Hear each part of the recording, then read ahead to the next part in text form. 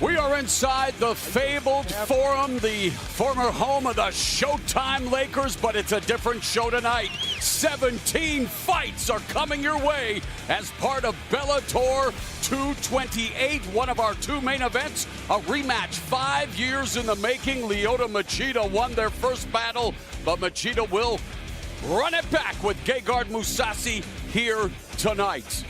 And of course, we will complete the opening round of the Bellator MMA Featherweight World Grand Prix, including one of Bellator's two double champs, Patricio Pitbull, defending the 145 title against Juan Archuleta, who brings an incredible 18-fight win streak into this title shot.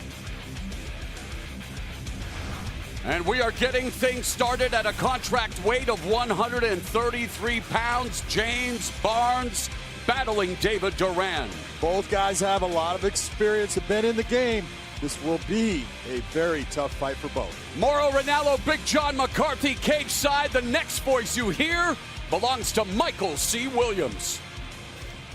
Ladies and gentlemen, good evening and welcome to the Forum here in Inglewood, California, as we get set now to kick off the prelims here at Bellator 228 with 3 5-minute rounds at 133 pounds. Introducing the blue corner first. At 5'8", weighing in 132 pounds even, his professional record, 8 wins, 5 losses, fighting out of Whittier, California, David, the farmer of destruction, Duran.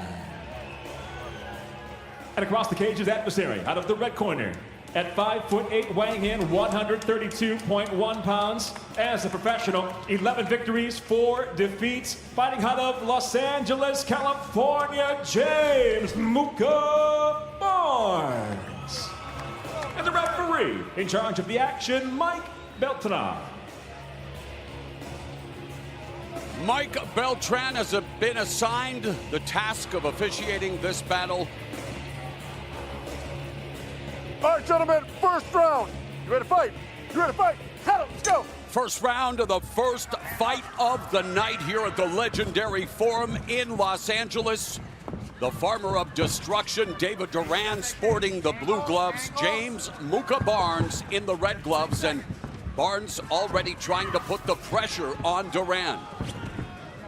Muka Barnes is a guy that used to fight at featherweight. Had a lot of success there, but then moved down to bantamweight. This one's even lighter, to contracted 132 more. He looks really good, always in good shape, very strong for his size. And it was Barnes looking for the shot, but it was a naked shot telegraphed, John. Yep. See, Duran's doing a really good job of that switch stance. You're going to see him bouncing back and forth. Orthodox southpaw, does not matter. He's good with both hands, very ambidextrous. Duran has won 5 of his last 6 fights. He brings a 2-fight win streak into this fight, coming off a victory over Andrew Perez in June. That came via split decision. Meanwhile, Barnes coming off a loss to Bas Rutten student Ryan Lillian. What a left hand by Duran that made Barnes stumble for a moment. Watch how he did that. It was the switching of the stance and kept his foot to the outside. That straight left hand shot right down the middle. Barnes wrestled at Lock Haven University. He has won 5 of his last 7 fights. 8 of his victories have come via first-round knockout or submission. 6 via tap-out. He's got good power in his hands, but he doesn't want to be in a stand-up battle with Duran. You can see he is looking for his opportunity to shoot it and get that takedown. And there's that piston-like left again that tags Barnes. And you talk about Duran striking, John. Half of his 8 victories have come via form of knockout. Doing a good job of utilizing the real estate, utilizing his footwork. Under 3 minutes remaining in the first frame. You got to figure a long time ago, and I mean a long time ago, you know, back 2013, both these guys actually faced each other in the amateurs. So they've had a view, they've seen what each other can do, but they're basically different fighters now.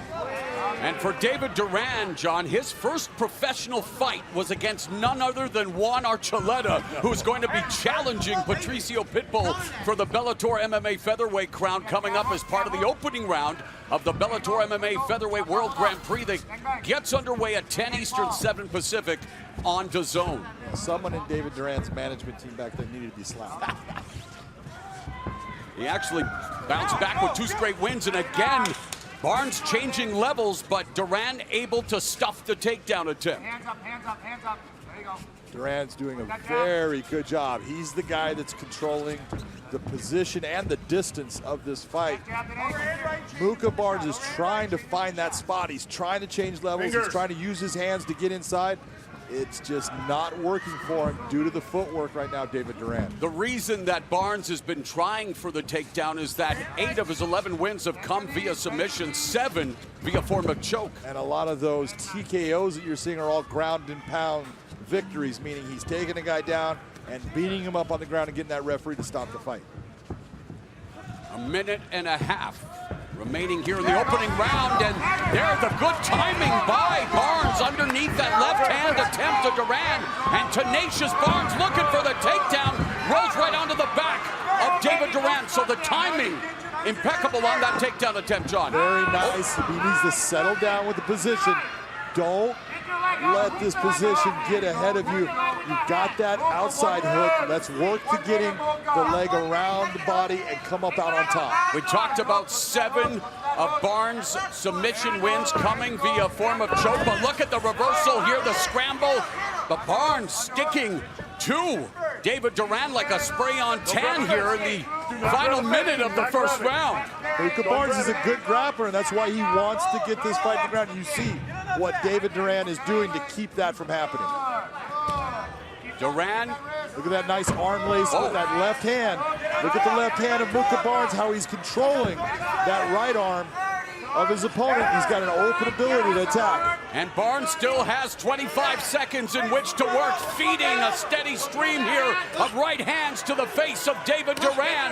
Duran had started the round very well, but Barnes here in the closing moments. Now Duran in the full guard, and he will try to ride out the rest of the round. Nice movement by Duran to get to full guard.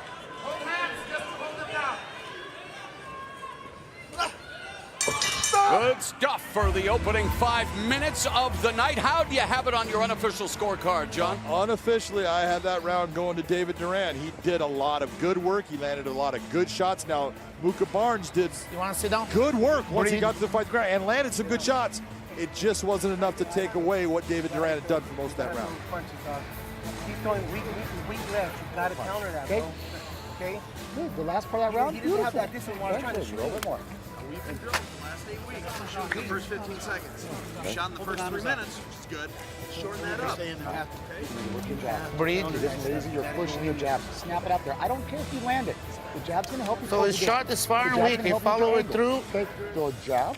The jab hook. End up getting you down. We're a little bit behind at the end of this round. So we need to go get it now. Your stand-up was way better. All right. So this takedown cannot happen. Duran, stay in your corner, please.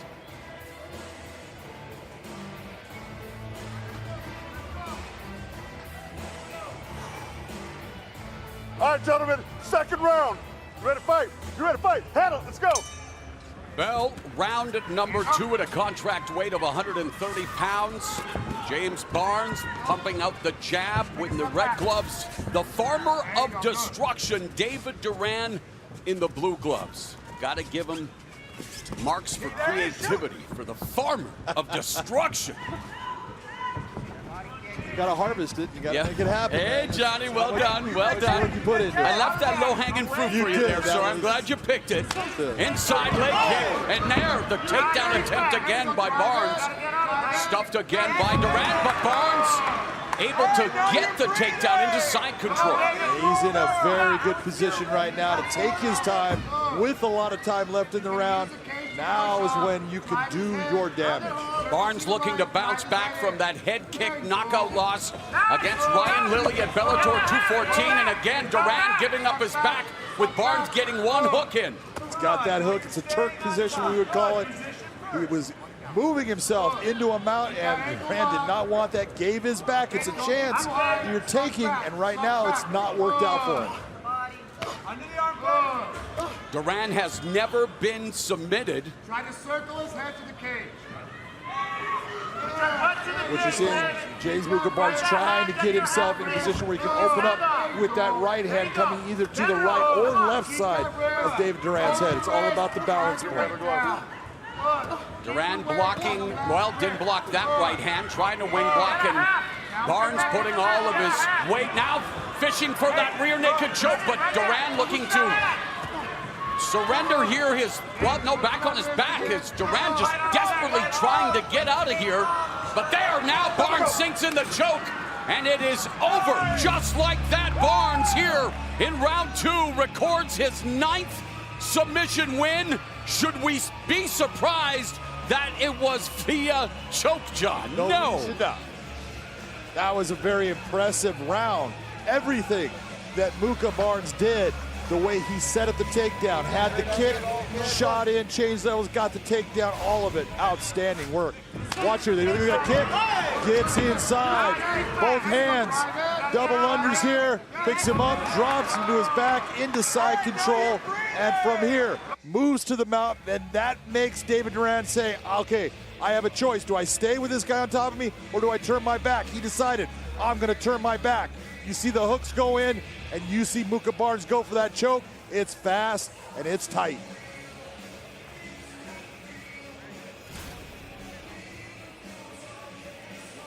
So the land wasn't conducive to the farmer of destruction tonight in the Bellator MMA cage. Barnes submitting Duran. Duran tasting submission defeat for the first time. Like I said, Mukabarnes, for a 132-pound guy, is incredibly strong. And if he gets a fight to the ground, he's tough to beat. All right, we saw smiling Sam Alvey, and now we throw it up to smiling Michael C. Williams. Ladies and gentlemen, inside the Bellator cage, the tap comes by way of a rear naked choke. Officially, 1 minute 51 seconds. Round number 2 by submission. The winner, James Mukabarnes. James Mukabarnes improves to 12-4 with his 9th career submission win. Let's go to the fight desk. Hello there, everyone. Hey, hello there, Maura. How are you, buddy? Jay Glazer here with our guy, Chael P. Sonnen, and the champ is here, Ilima-Lei Macfarlane. We have a title on the line tonight as well. Ilima-Lei, the biggest thing tonight, it's your first time working with Chael. Yes. God bless you, my child. God bless you. We'll have a lot of fun tonight. Hey, we're going to have fun tonight because it's the second bracket of the first round of the World Featherweight Grand Prix. We've already had the first bracket. Take a look what happened there.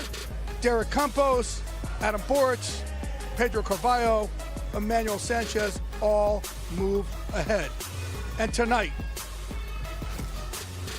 we have 4 more fights, highlighted by the undefeated AJ McKee, former champ Darian Caldwell, and also, of course, like I said, we have the title on the line. The champ is here. Patricio Pitbull against the one and only Juan Archuleta. Chael, what fight are you looking forward to the most tonight in this second round? I like the title fight. I got to tell you, most tournaments, guys, are all about finding who the next contender is. Scott Coker took the 16 baddest dudes in the world, threw them in a bracket to see who could be next. Oh, but wait, he threw the champion in there as well, who happens to have to defend tonight. Absolutely. But the matchup that I'm looking forward to the most is a Henry Corrales versus Darian Caldwell. They both show up to fight, and it's your classic striker versus grappler, so I'm really excited for that matchup. Absolutely. Hey, we're here all night long with you. Now it's time to introduce the 4th member of our studio. Well, I guess it would be 7 altogether, right? It's the one and only Jen Brown. I can't count, Jen. I'm sorry. Hey, you didn't ask me who my favorite matchup was going to be tonight. Hey, I'm looking forward to Patricio Pitbull, who's defending his belt against Juan Archuleta. Now, Pitbull said this fight for him, it's all about legacy. He said that he thinks Juan Archuleta is the toughest opponent in this tournament, and that is why he wanted to face him first. Now, I asked Pitbull, what do you think Juan Archuleta's biggest weakness is? And he was very tight-lipped. He said, look, I know what his weakness is, but if I speak it out loud, well, he might fix it. Now, Juan Archuleta, he's coming in very confident.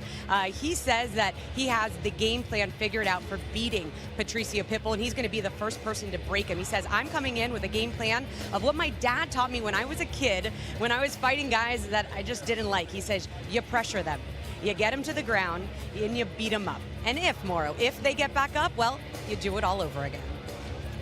That's right, Jen, and guess what? We're going to do it all over again here with fight number 2 in the lightweight division. We're about to witness Joshua Jones get it on with Dominic Clark. Hey. Sorry. Take a look at the reach difference here. Joshua Jones likes to throw his hands. He has a little bit of a reach disadvantage. He's got to get inside with that. With the official introductions, here again is Michael C. Williams. For those joining us live on Dazn, we welcome you to the prelims here at Bellator 228 from the Forum as we get set now for 3 5-minute rounds in the lightweight division. Introducing the blue corner at 5'10", weighing in 155.6 pounds. His professional record, 14 victories, 8 losses. Fighting out of Los Angeles, California, Dominic Clark. And across the cage, his adversary out of the red corner at 5'8", weighing in 155.9 pounds. As a professional, 8 wins, 4 defeats. Fighting out of Long Beach, California, Joshua Jones. In charge of the action, your referee, Jason Herzog. Jason Herzog, the third man inside the cage. 3 5-minute rounds scheduled in the Bellator MMA lightweight division. Dominic Clark making his Bellator debut. Joshua Jones looking to improve his Bellator record to 2-2. The bell and round 1. Jones in the red gloves, Clark in the blue. Clark brings a 3-fight winning streak into his first appearance in the Bellator MMA cage, while Jones caught our attention when he said that don't let the dad bod fool you. He brings mad heat. He is a very heavy-handed fighter, but he likes to get on top and ground and pound you to death. That is where Joshua Jones is the strongest. So the real question is he going to sit here and try to play the stand-up game with Dominic Clark, or is he going to just simply work to take the fight to the ground? Jones coming off a loss to Darren Smith Jr. at Bellator 219 in March of this year. Stopped in the first round, stopped in 34 seconds due to strikes. He said he was completely embarrassed, and he is definitely focused on getting better during this training camp. He says that his biggest advantages in this fight will be weaponized cardio. Weaponized cardio. Well, that's what he's telling you, is just like you're seeing with his grappling. Anytime you see guys get into a clinch position, there is a lot that's going on. There's a lot of body positioning. There's movement, and you've got to stop all that. That burns gas. Do you notice that Dominic Clark, as he whips that body kick into the body kick right into the frame of Joshua, Jones made him switch stances, but do you see the poker face that Dominic Clark is sporting? That's because he played poker in the World Series of Poker. Hey, you learn a thing or two when you listen to Bellator MMA prelims, John. Well, he was about a half an inch of making that kick land very flush right on Joshua Jones' head. I saw you there. Here we go. Jones looking for the guillotine choke. He has scored a guillotine choke victory in his career. 3 of his submissions. He needs to be careful. That's tight, Morrow. A face lock, a neck crack. crack. Drive forward towards the head of Joshua Jones. Don't pull back, drive forward. Clark has been submitted via the guillotine choke in his career. And because he's got it in the arm in, you're seeing Joshua Jones trying to now bring him over to reverse the position off of it. He's gotten some air out of it. He's got a lot of more than he can sit here in this position. It's not as tight. The arm's getting a little bit tired, but it was tight at one moment. Clark lost to guillotine choke in June of 2017, but again riding a 3-fight winning streak here in his Bellator debut, and he gets submitted by Joshua Jones, who improves to 9-4, evens his Bellator mark at 2-2, picking up his second guillotine choke victory. So he was completely embarrassed in his last fight. That's a quote. Not so much this time around, as he returns in fine fashion as he spoils the Bellator debut of Dominic Clark. Well, that's his job, is to spoil it. He did an outstanding job of staying with a submission that he knew was close. When he first locked this on, you can see when he goes to the ground with it, he brings that leg over. This is tight at this point. You see Dominic Clark trying to push that leg away. And when he's trying to push the leg away, the reason why is that's creating a pressure, pulling him back. That's how Joshua Jones finishes that choke. Readjusts, brings it back. Beautiful submission victory for Joshua Jones. Jones beat DeMarcus Brown at Bellator 193 in January of last year via neck crank. And now he picks up a victory over Dominic Clark and rebounds from a loss, and that's always a good thing. When you get back in the cage, get back in the groove. Let's go to Michael C. Williams. Ladies and gentlemen, the tap comes by way of a guillotine choke. Official time, 2 minutes, 39 seconds. Round number 1 by submission. The winner, Joshua Jones. Well, thus far, the red corner doing more damage than the red wedding. Let's go back to Jay and the crew. All right, thank you there, Mauro. Hey, we have, like I said, a huge night on tab here because we have the second bracket of the World Featherweight Grand Prix. But after that, we cap it off with a matchup of legends, former champions, if you will. Gegard Mousasi, who's most recently the Bellator middleweight champion of the world. He takes on the Dragon, riding a 4-fight win streak. The Dragon, Lyoto Machida, you know him well because his last fight of that 4-fight win streak was against you. What surprised you the most about when you got in there with him?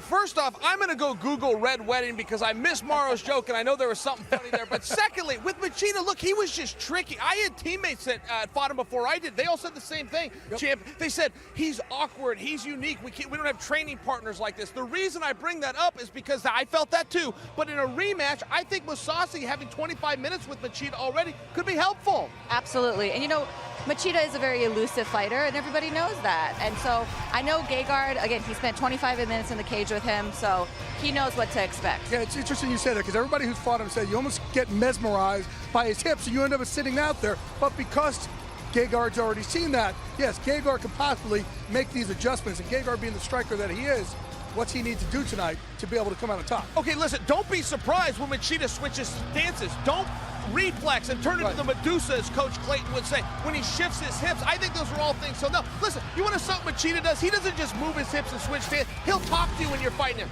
Chip, he'll make faces at you. He will throw you off, but that's the name of the game. Yeah, and Gegard admitted that the first time they met each other, he chased him way too much. So he knows exactly what to do. Wait, what was he saying to you during the fight? He was making sounds more than, I couldn't make out the boo, boo. He was saying things like that. But Jay, for a millisecond, it would make you look, boom, and hit you right down the middle. Oh, you turkey, you tricked me again.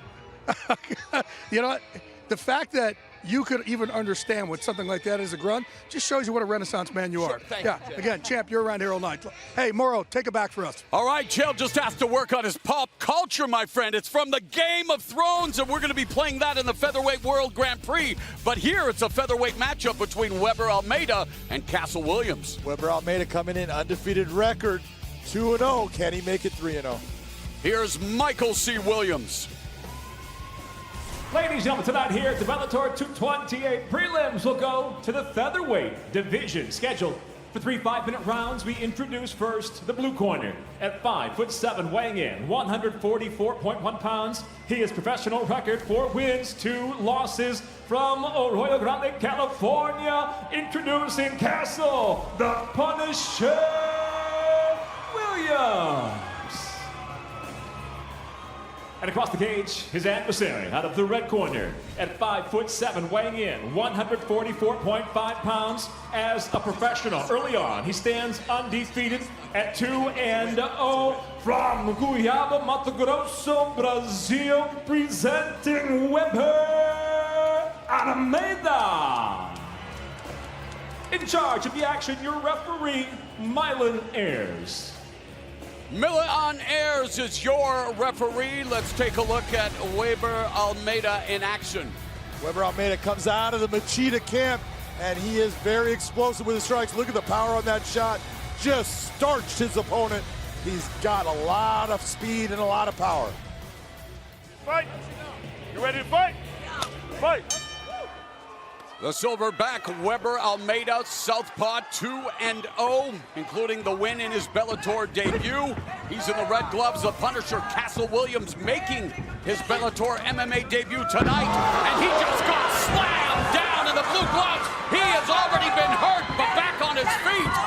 And Castle Williams now in his southpaw stance, but he says he can switch if he has to, and man, he's been switched on early in this fight. Well, this is exactly what you're going to see.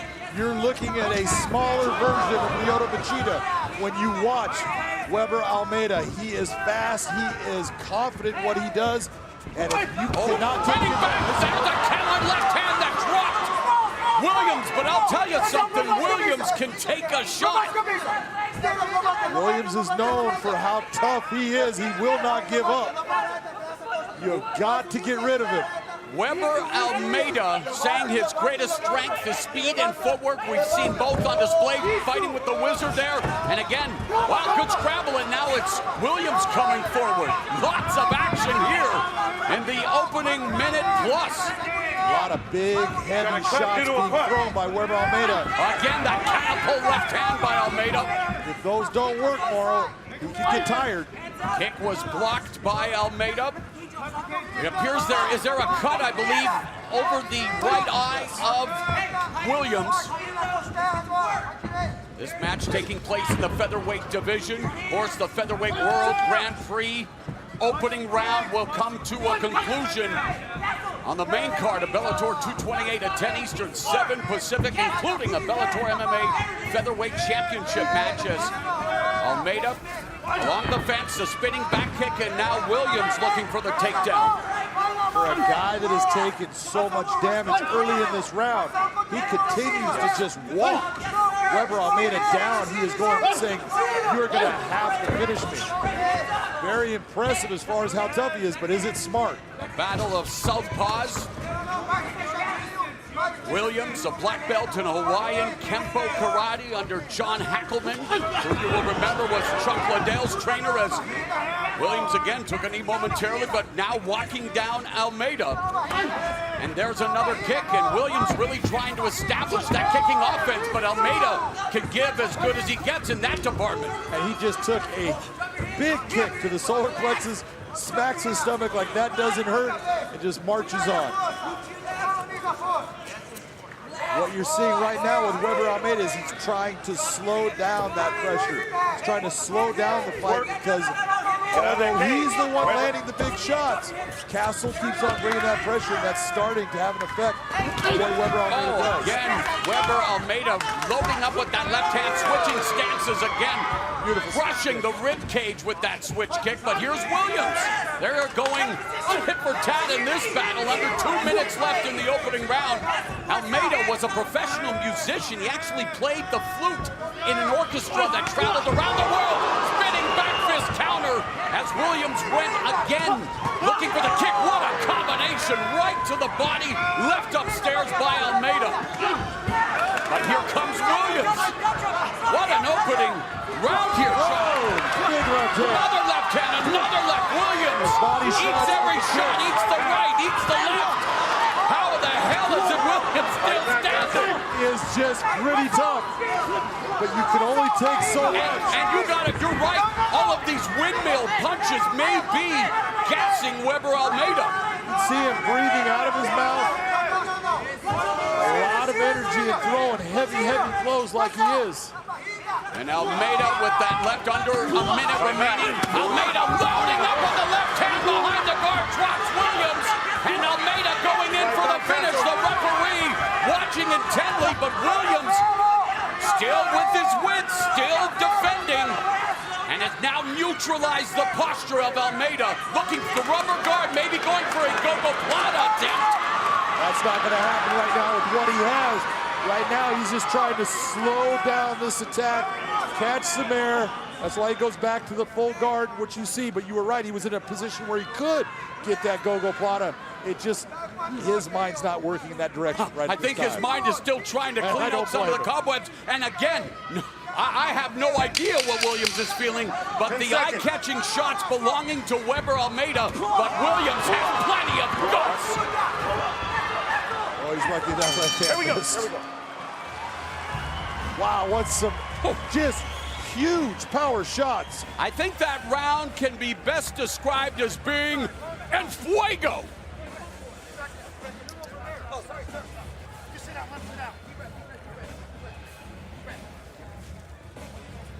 Watch the heavy blows. Look at that beautiful takedown. When we talk about takedowns, that's a takedown with amplitude. He elevates. He brings him down with impact. That's a scoring takedown. He turned that takedown up to a spinal tap-esque 11. He's a lot more tired. Take a look at those shots to the body with the kicks. And then the heavy left hand, left hand, left hand. Puts him down. That's a 10-8 round for Weber Almeida. Move your head more. Move your head more like Mike Tyson, okay? No more wrestling. Let's go. Seconds out. Mouthpiece Move your head more. According to Mike Tyson, everybody has a plan until you get punched in the face. And, well, Williams has been punched in the face. Take a look at that right eye. There is some definite damage to Castle Williams at this point. Williams wearing it like a badge of honor, I'm sure, here in his Bellator MMA debut, biting down on that gum shield here to begin round two. Williams in the blue gloves, Weber Almeida in the red. Your score after round one, John. I have that round 10-8 for Weber Almeida. Too much damage, too much domination of most of the round. Almeida whirling dervish again, sticks him with the right and then hits him with the left, and yet Williams now coming forward. That was a huge gets countered, down goes Williams, and the fight has been stopped. The Punisher gets punished by the silverback Weber Almeida. What a scintillating performance to improve to 3-0. All three wins via form of knockout. He is 2-0 in Bellator with 2 stoppage victories. What a performance when you think about it, Morrow. All of that output, and again, that left hand. Castle Williams had no answer for it right away. Went back to it, and it put him down. That was a heavy, heavy left hand because he can't see out of the right eye. Castle Williams started again, coming after him with pressure. Watch left hand. Oh, man, what a counter. Straight in. Check hook. Outstanding job by Weber Almeida to look. Look at his eyes. Boom. That's a beautiful counter left hand. Puts him down. Referee says, I've seen enough. That is an outstanding victory for Weber Almeida. And the towel was thrown in when the I want to point something out. That is John Hackelman. John Hackelman is a trainer that cares about his fighters. He is a guy that will throw the towel because he doesn't want to see any of his fighters get hurt. Good job by John Hackelman. And what a gutsy performance by Castle Williams. Yes, suffers a defeat in his Bellator MMA debut, but showed a lot of heart. Thank you, Eddie. I'm so happy to be here. Okay? What a beautiful performance by Weber Almeida, though. Just impressive in every facet. His grappling was good. His striking was outstanding. His kicks were outstanding. And Castle Williams is wearing a mask of what that type of performance does. Here's Michael C. Williams. Ladies and gentlemen, inside the Bellator cage, referee Milanares waves off the contest officially. 20 seconds into round number 2 for the winner by TKO. Still undefeated Weber Almeida. Weber Almeida, a perfect 3-0. I talked about him playing the flute, and here's another one for Chael P. Sonnen. Lizzo also plays the flute, and we saw Almeida light up his opponent like Lizzo's lighting up the music scene. Almeida hurt his opponent like the truth, but this is the truth inside the cage. 2 warriors showing respect for each other after going to war. All right, speaking of going to war, the opening round will be completed here tonight in the Bellator MMA Featherweight World Grand Prix. Patricio Pitbull, double champ, defends the title against Juan Archuleta. That will be contested in 5 rounds. The rest are 3 5-minute rounds. And you take a look at this lineup, the undefeated A.J. McKee, the highly experienced Daniel Weichel. How about Saul Rogers looking to make a mark? And, of course, the second of our 2 main events in addition to the championship fight, Lyoto Machida battles Gegard Mousasi in a middleweight matchup. Machida defeated Mousasi 5 years ago. With more on that main event, let's go to our Jen Brown. Well, thanks, Mauro. Hey, Mousasi feels coming into this fight, he has an advantage. And that is because, as you just said, this is a rematch. So back in 2014, he fought him, and now he's coming in having already faced him. And why is that? He has spent 25 minutes in the cage with Lyoto Machida. What does that mean? Well, a lot of fighters that have faced Lyoto Machida talk about how difficult it is to prepare for his unorthodox style, especially those leg kicks. Now, Mousasi said, look, when he came out and he kicked me in the liver in that first fight, it was so fast, I was impressed. But that's not going to happen again tonight. He says everything that Lyoto Machida brings to me tonight, I will have an answer for, Mauro. All right, we'll find out who has the answer, Jen, coming up in the main event as we continue here at the Forum in Los Angeles. And it's bantamweights in action, and this one, an intriguing matchup in the prelims, as we've got Sean Bunch taking on Leandro Higo. You can take a look at that 36 years of age with Sean Bunch compared to 30 with Higo. Sean Bunch is a late bloomer in MMA coming from a wrestling background. He has the shorter reach, but his wrestling is dynamic. He's one of the fastest human beings you will ever see, and this should be an amazing fight.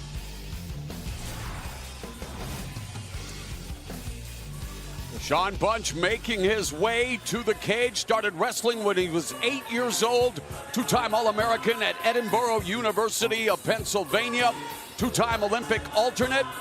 Of course, Edinburgh, a fighting factory, John, as of course Josh Koscheck and Chris Honeycutt also made it to the mixed martial arts world. And there was a guy named Bruce Baumgartner who used to be the greatest heavyweight wrestler who actually comes there.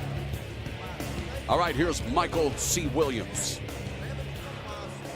Ladies and gentlemen, here inside Bellator cage, we'll go now to 3 5-minute rounds in the bantamweight division. Introducing first, the blue corner, at 5'8", weighing in 136 pounds even. His professional record, 18 victories, 5 defeats. Fighting out of Natal by way of Mosoro, Rio Grande do Norte, Brazil, presenting Leandro Pitbull Higo. And across the cage, his adversary out of the red corner at 5'5", weighing in 135 pounds even as a professional, 9 wins, 3 losses, fighting out of San Jose, California, presenting Sean Bunch the Great. And the referee in charge of the action, Blake Grice. Blake Grice is your referee as we get set for action here in the bantamweight division. Leandro Higo training with the Pitbull brothers. Sean Bunch trains at AKA in San Jose. You ready?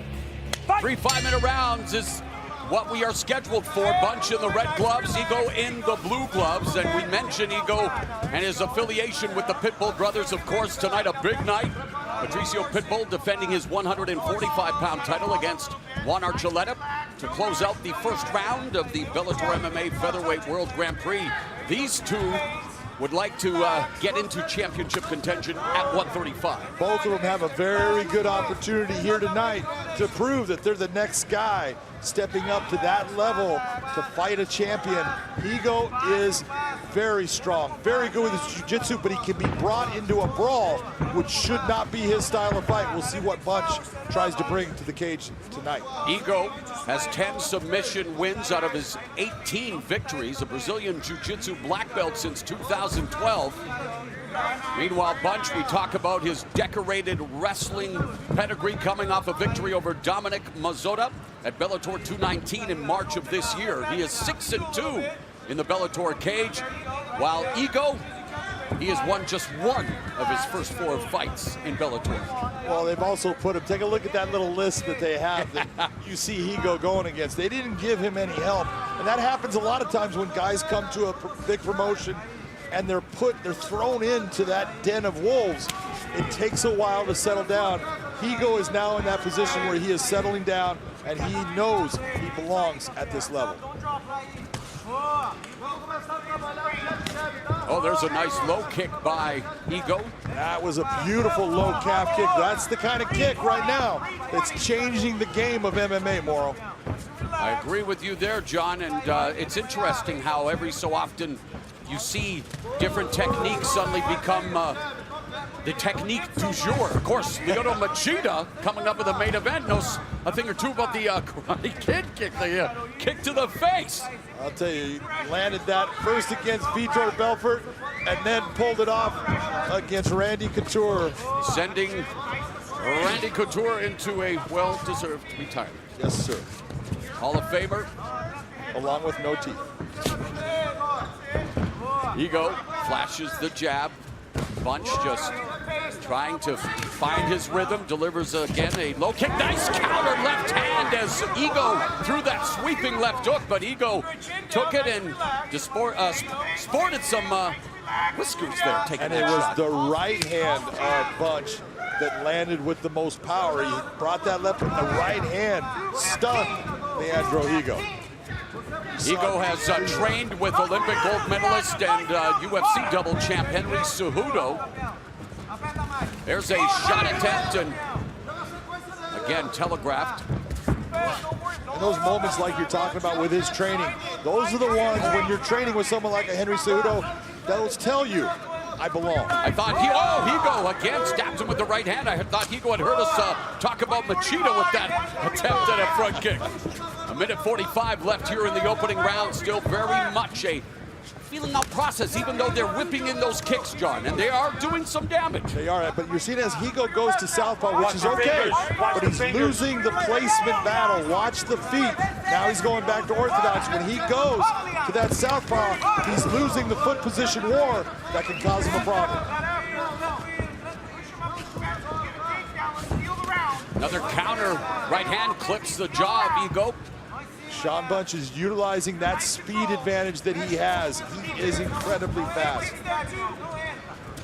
Coming up on the final 60 seconds of the opening frame, Ego trying to close the distance, jumps with that knee, countered again with that right hand. Bunch has been countering Ego throughout the first round. What a beautiful counter, because when you got a guy flying through the air, most guys are just thinking, get out of the way. Fedor Emelianenko and Andrei Arlovsky. Boom. Arlovsky leaves his feet, and instead of just moving out of the way, I'm going to counter right hand, same as Bunch just did right there. Look at the big brain on you, man. Even a blind squirrel eventually finds a nut, John.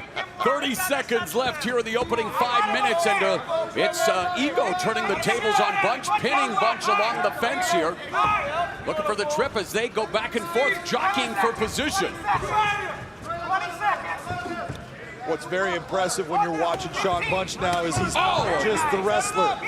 He's not the guy always shooting for the takedown, looking to get the fight to the ground. He's able to fight on his feet now. That right hand for Bunch has continuously scored here in round one. Who do you have the first 5 minutes on your unofficial scorecard? Easily 10-9, but 10-9 Sean Bunch. And the reason for that, sir? He landed the best shots. He had damaging shots, volume. He had it all as far as striking. The only thing he didn't do was put him on his butt. Molha a garganta. Quer cuspir? Olha, presta atenção. Eu quero você mais esperto. Não deixa esse cara ficar te pegando no jab, não. Ego going for that. Look at Sean Bunch just step right back, then close the distance, landing the right hand. That right hand counter landed over and over. Keep doing. Ego coming after him with that flying knee, and instead of just backing off, goes after that same right hand counter that you were talking about with Fedor Emelianenko. I've talked a lot about Fedor throughout my career. Well, you have a couple of times. And most recently. Correct. Beautiful Bunch. I still think one of the greatest heavyweight fights in MMA history, 2005, Saitama Super Arena. Fedor Emelianenko and Mirko Cro Cop both have competed here in the Bellator cage, and I want to wish Mirko Cro Cop all the best in light of his medical situation. As we begin here now in round number 2, and Sean Bunch doubles up on the jab to say hello to Ego here in the second frame, and the Ego delivering a body kick. Again, looking for that front kick, John. Ego really trying to control the tempo and pace. He's trying to push Sean Bunch to make him work. He believes that tempo is going to give him an advantage later on in this fight. If you're logging on to your tablet, this is action in the bantamweight division. Leandro Ego in the blue gloves, and again Sean Bunch with the right gloves, and continues to land the right hand. Two of them right in a row, Moro. Leandro Ego has got to find an answer for that right-hand counter. And you wonder if Ego's power bar when it comes to punch resistance is slowly depleting. He's standing right in front of Bunch. And again, Bunch lands that piston-like jab. What a 1-2 by Sean Bunch. Sean Bunch is looking like he came from a striking background. This is a guy that's not even looking for the takedown. Oh, but Ego lands it right. And you can look and say, well, maybe he's saying, I don't want to go to the ground because I know how good Ego is on the ground. Yep. But he's been on the ground with a lot of very good jiu-jitsu stylists. I believe that Sean Bunch has now gotten to that next level. His striking is so good, and it's working with guys out of AKA that has gotten to that point. He's confident now. When you're working with the likes of Crazy Bob Cook as Bunch lands the jab again, Javier Mendez, and a guy by the name of Daniel Cormier, you're going to learn a thing or two about mixed martial arts. There's Ego with the right. And again, Sean Bunch continues to land the right hand. Talk about the adjustments Ego has to make to not continue to eat those right hands. What you need to see Ego start to do, look at where he's standing, right in the middle with no head movement. If you're going to stand with no head movement, I at least have to start circling away from that power hand. I don't want to stand in that position where that power hand can come straight down, and that is why it's landing. Yeah, he remains in the range. He continues to try to attack the lead leg and does so with that low kick. But Sean Bunch really looking comfortable, confident with his striking. Oh, the takedown though, and Ego immediately attacking the backdoor escape by Bunch, who picks up the single, or tries to. Well, he's on the single, he's on a body lock now. The question is, does Sean want to bring this fight to the ground? He's been very successful with his stand-up. He's comfortable in the clinch, no doubt, and he's comfortable on the ground. Bunch told us that his biggest advantages in this fight: speed, strength, wrestling, and mixing everything up. So far, so good. I'd say right now he's just about 100% accurate on all that.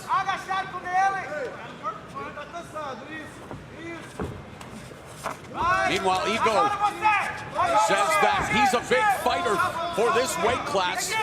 He figures that his strength and power will be a factor in showing off some of that double underhook. No, one underhook here by Bunch.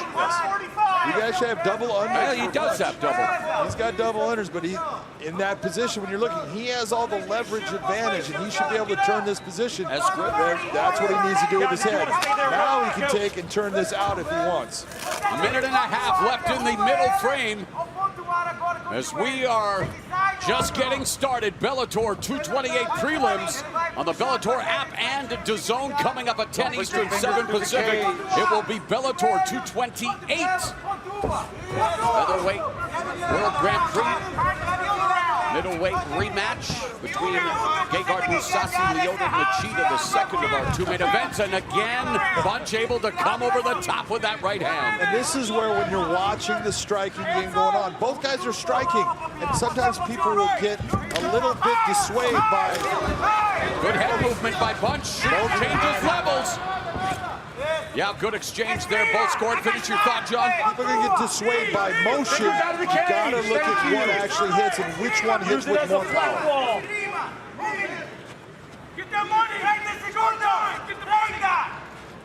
A half minute remaining. Ego looking for that guillotine. Jumps guard.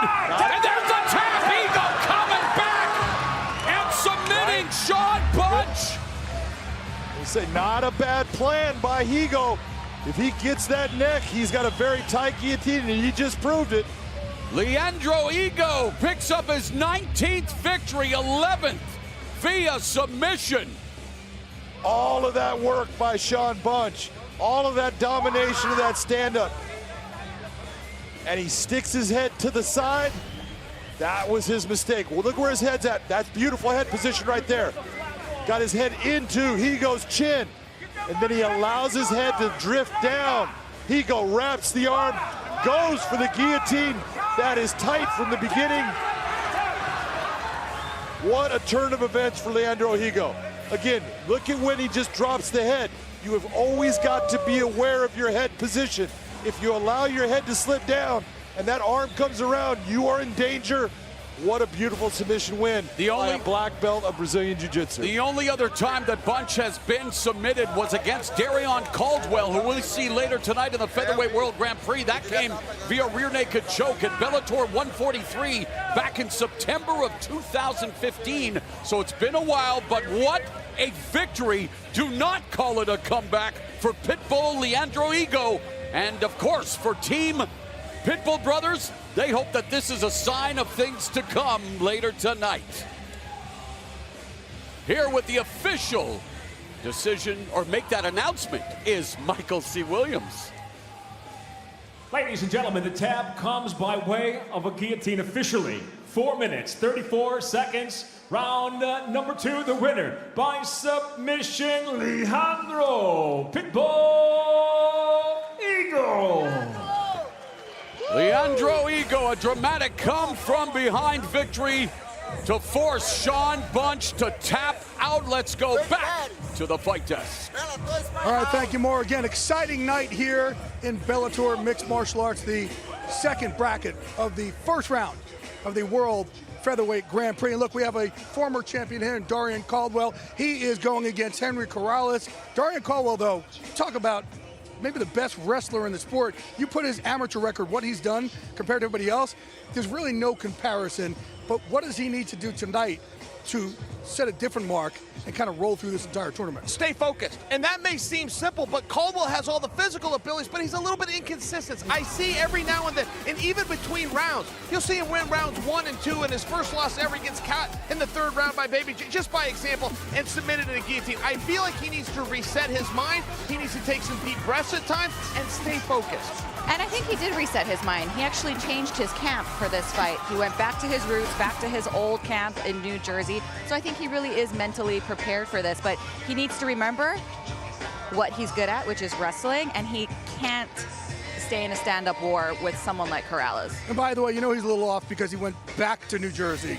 Nobody does that. I can say that. I'm from Jersey. Hey, Henry Corrales, though, he kind of shocked everybody when he took out Aaron Pico. He's had big wins against, like, Georgie Caracagna, who's in this as well. What's he have to do to upset the former champ tonight? Well, what Corrales does really well is he's not afraid to go for it. It doesn't matter if he's on his feet or on the ground. He doesn't throw anything just to feel you out or a submission just to get a catch or a position. He's looking to hurt you at all times. I think Caldwell's going to respect that, try to get the takedown. If Corrales moves his feet and can keep it on standing a little bit longer, he could probably land one of those shots. Yep, it's all about angles for Corrales, and again, staying out of the range of Darion to take him down, stay out of the clinch with Darion. So I think if Corrales just sticks to his game, he'll be in good shape. It's got to help him, obviously, having a big knockout against a guy like Pico. He's got to say, you know what, I can be in there. It probably helps him to think he's a sacrificial lamb. It does, but you know what? I was not surprised when he knocked him out. A lot of people, again, were overlooking Corrales, and if you know a guy like him, you know he brings it every single time. Hey, Darion Caldwell, if he's going to add something else, again, we know his wrestling, but he's got to be a little bit more electric. What would it be? Yeah, I would like to see him busier on top, Jay. He does a good job of getting there. I didn't like the way he held in his last fight. I'd like to see him separate. He doesn't have to pass for me, but he does need to pound. He needs to look for activity. All right, I'm going to look now to send him back cage side. Mauro. All right, Jay, always a great night when you can hear the man in black, Johnny Cash, and two warriors set to earn their cash in the Bellator MMA cage at a contract weight of 175 pounds.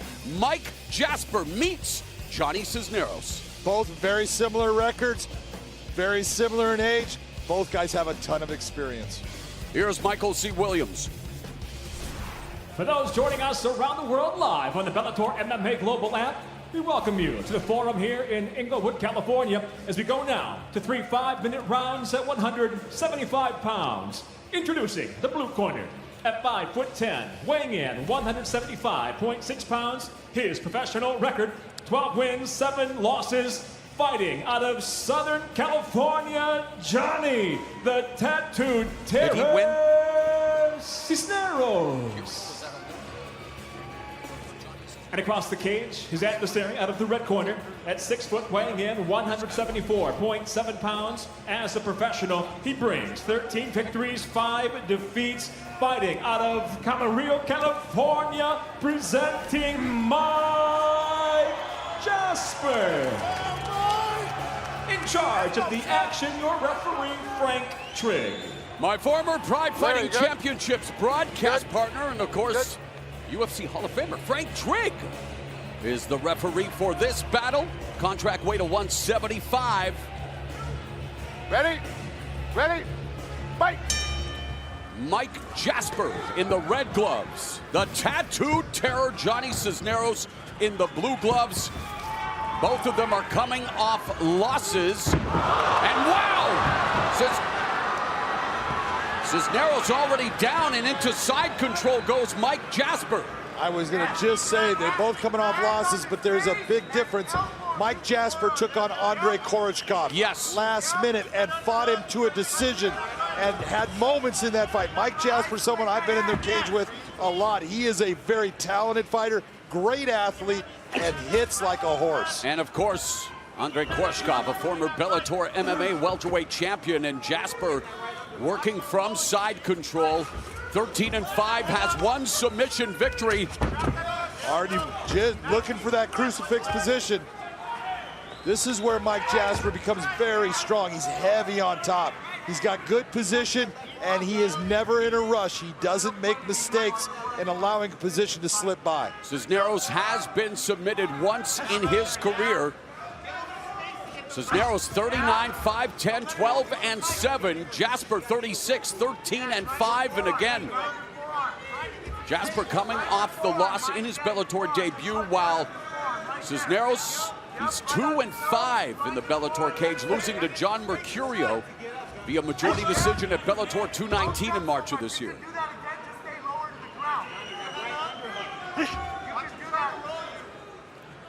Jasper utilizing that side control to take his time and just start putting dents into Johnny Cisneros.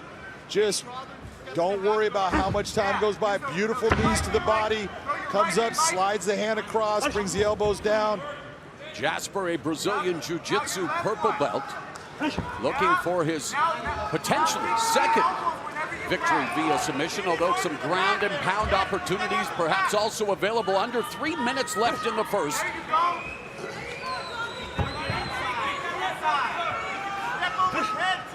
Johnny Cisneros wants to get, see how you, look at this underhook on this side by Jasper. That is keeping Johnny Cisneros flat on his back and unable to get himself out. Now he's got his arm inside, and you see Jasper trying to dig it, gets right back to that underhook, and keeps Johnny Cisneros where he's at.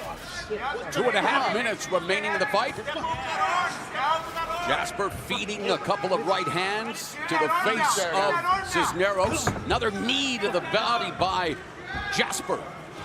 Something happened there where Jasper felt he was fouled, looked up at Frank Triggs, and then decided, well, I have the ability to punch. We've seen enough fouls, right? Recently, main events, the finger pokes. Yeah, we don't need that. The eye pokes. And don't even want to go there. Yeah, let's not. 2 minutes remaining here in the first. Jasper again trying to get Johnny Cisneros back to a crucifix position. Look at him trying to push that arm. He's going to try to bring the leg over. Now he takes the back when Cisneros turns. And Cisneros giving up his back. Jasper putting in one hook, looking for that rear naked choke. And these are the chances you take. Cisneros had a moment where he possibly could have utilized that switching to the back to get out, but missed it with Jasper on his hook. Yeah, Jasper softening him up now, delivers an elbow, trying to create an opportunity to slide in that rear naked choke. Right now you see Jasper with that right hand holding onto the right arm of Cisneros. Got to be careful with those elbows to the back of the head. Well, yeah, what he's trying, you see he's trying to come across. See how he's coming roundhouse to the ear?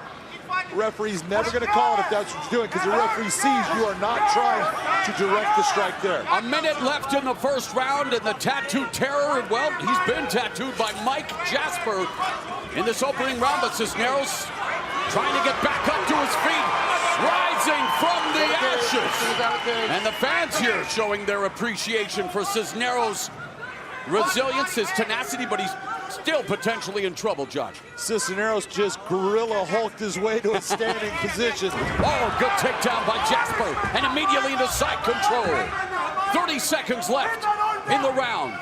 And you got to look at how much offense Mike Jasper's put out compared to how little offense It's been all defense for Cisneros.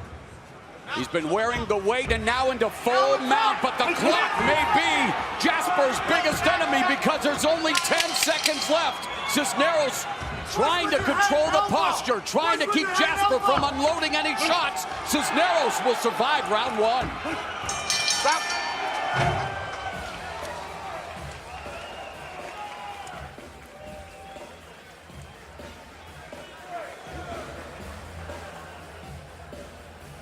How you feeling? Fucking headbutted me. He did? Okay. That's what it was. He Well, talked if that's about all that being happened, I'm headbutted. happy. This isn't the Good. old school days, John. He probably won't want to strike with you. Well, but let's keep that jab going. So Just a little clash of the head. Who was your favorite headbutter, by the way? Oh, Mark Coleman. Of course. Yeah, you know, but Mark was so good at wrestling, And just look so for that strong. Shot, keep that right hand, keep that jab going. So, I basically ruined his career when I took that rule and made it illegal. It's my fault. was the I'm godfather. sorry, Mark, because you were Off the jab, phenomenal. look for Grounded off that pound. jab. He's probably going to shoot him reckless right now, okay?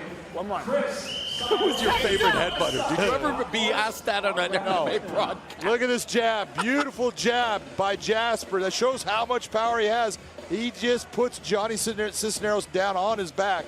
And the knees inside, they don't look like a lot, but trust me, they hurt. They start to open you up and make you move. That's what he's doing it for. The bell in round number 2. Mike Jasper in the red gloves. Johnny Cisneros in the blue gloves, and I want to wish a happy birthday to one of the judges for this fight. His name is Ron McCarthy.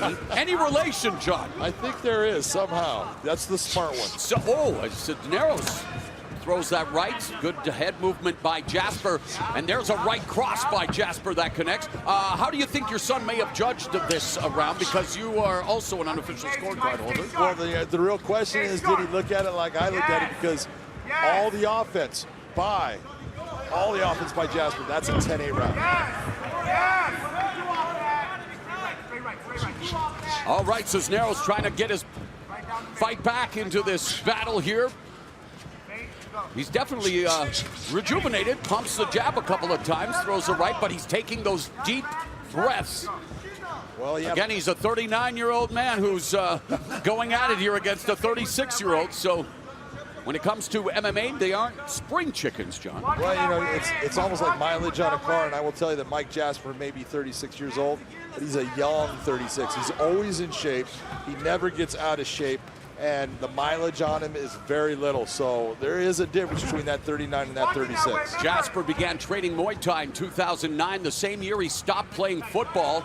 Actually has a 2-0 record in Muay Thai and showcasing some defense there as Cisneros taps him on the body. You figured Jasper playing football. He was the quarterback and the middle linebacker. Two-way player. Kind of a leader on both sides. Old school. All his, here comes Cisneros. Changes levels, looking for the takedown, and Jasper stuffing it momentarily. What happened with Jasper is Jasper turned his ankle. And you could see that all of a sudden he had that momentary ow, and that's what allowed Cisneros now to get in on him. Michael Chandler, Brent Primus at MSG. Yeah, exactly what, you know, sometimes you injure yourself. Is it in my contract that every time we see old school foot stomps, I have to bring up the king of the streets? No, you do Mark? not. Okay, But you can. Okay. And right now, when you're seeing what Johnny is driving pressure, but he doesn't have a chance of this takedown unless he gets those hands either up on the body, but if the legs, he can't close his hands on those legs because of the fence. You can't drive the guy one way or the other. You're not going to get the takedown. Cisneros overcomes a tough upbringing, says that his tattoos have meaning. They all have a purpose. Aztec warrior descent and part of his Mexican culture, and he's showing the blood and guts and the determination of a guerrero, a warrior here. And Jasper, I think he absolutely is favoring that ankle. He has got a problem with it. And he's looking for the single. Okay, elbows being delivered by Cisneros. How will that injured ankle of Jasper play a factor in this fight? Jasper's an outstanding stand-up fighter, but at this point, you're going to see him just looking for that takedown because being off of his foot is going to help him in staying in this fight. You can see more as he puts weight on it, folds it right over again. And now the corner. Levels. Now the corner of Cisneros just picked it out that he cannot put weight on his foot, Johnny. Again. He can't. He's been compromised. Cisneros going for the leg, looking for the single. A compromised Mike Jasper doing his best to try to stop the offense of Cisneros. And if Cisneros was smart, he would disengage from Jasper, move himself to the center of the cage, and make Jasper have to stand on that foot. And they're attacking the lead leg. And there's a right cross by Cisneros, but Jasper backs up. And Jasper falls again, and he is injured. Referee Frank Trigg intervenes, and here we have the tattoo terror, Johnny Cisneros, who picks up his 3rd victory in Bellator, his 13th victory overall, and his 7th win via form of knockout. This will be a TKO. This is a TKO due to victory. injury or just stopping the fight. That'll be up to what Frank Trigg determines. Yep. Was it the injury that made him stop it, or was it Johnny Cisneros strikes? And of course, we concerned for Mike Jasper. Right here. Never down, never out. I feel bad for Mike Jasper right now. Obviously in pain. Tried to fight his way through it. There's the shot. Look at him take the step. Watch right there. Ouch. That's where he rolled the ankle. That's where he had the problem. Watch him take this step. He bounces up, the foot gets caught, and he rolls right over onto the ankle.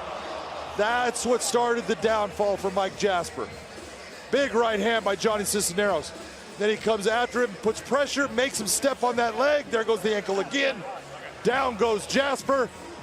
Johnny Cisneros falls up with shots as Frank Trigg is coming in to stop it. Watch again. It's the pressure. Nice kick, makes him put pressure on the ankle. Just too much. The injury was too much for Mike Jasper to stay in the fight with.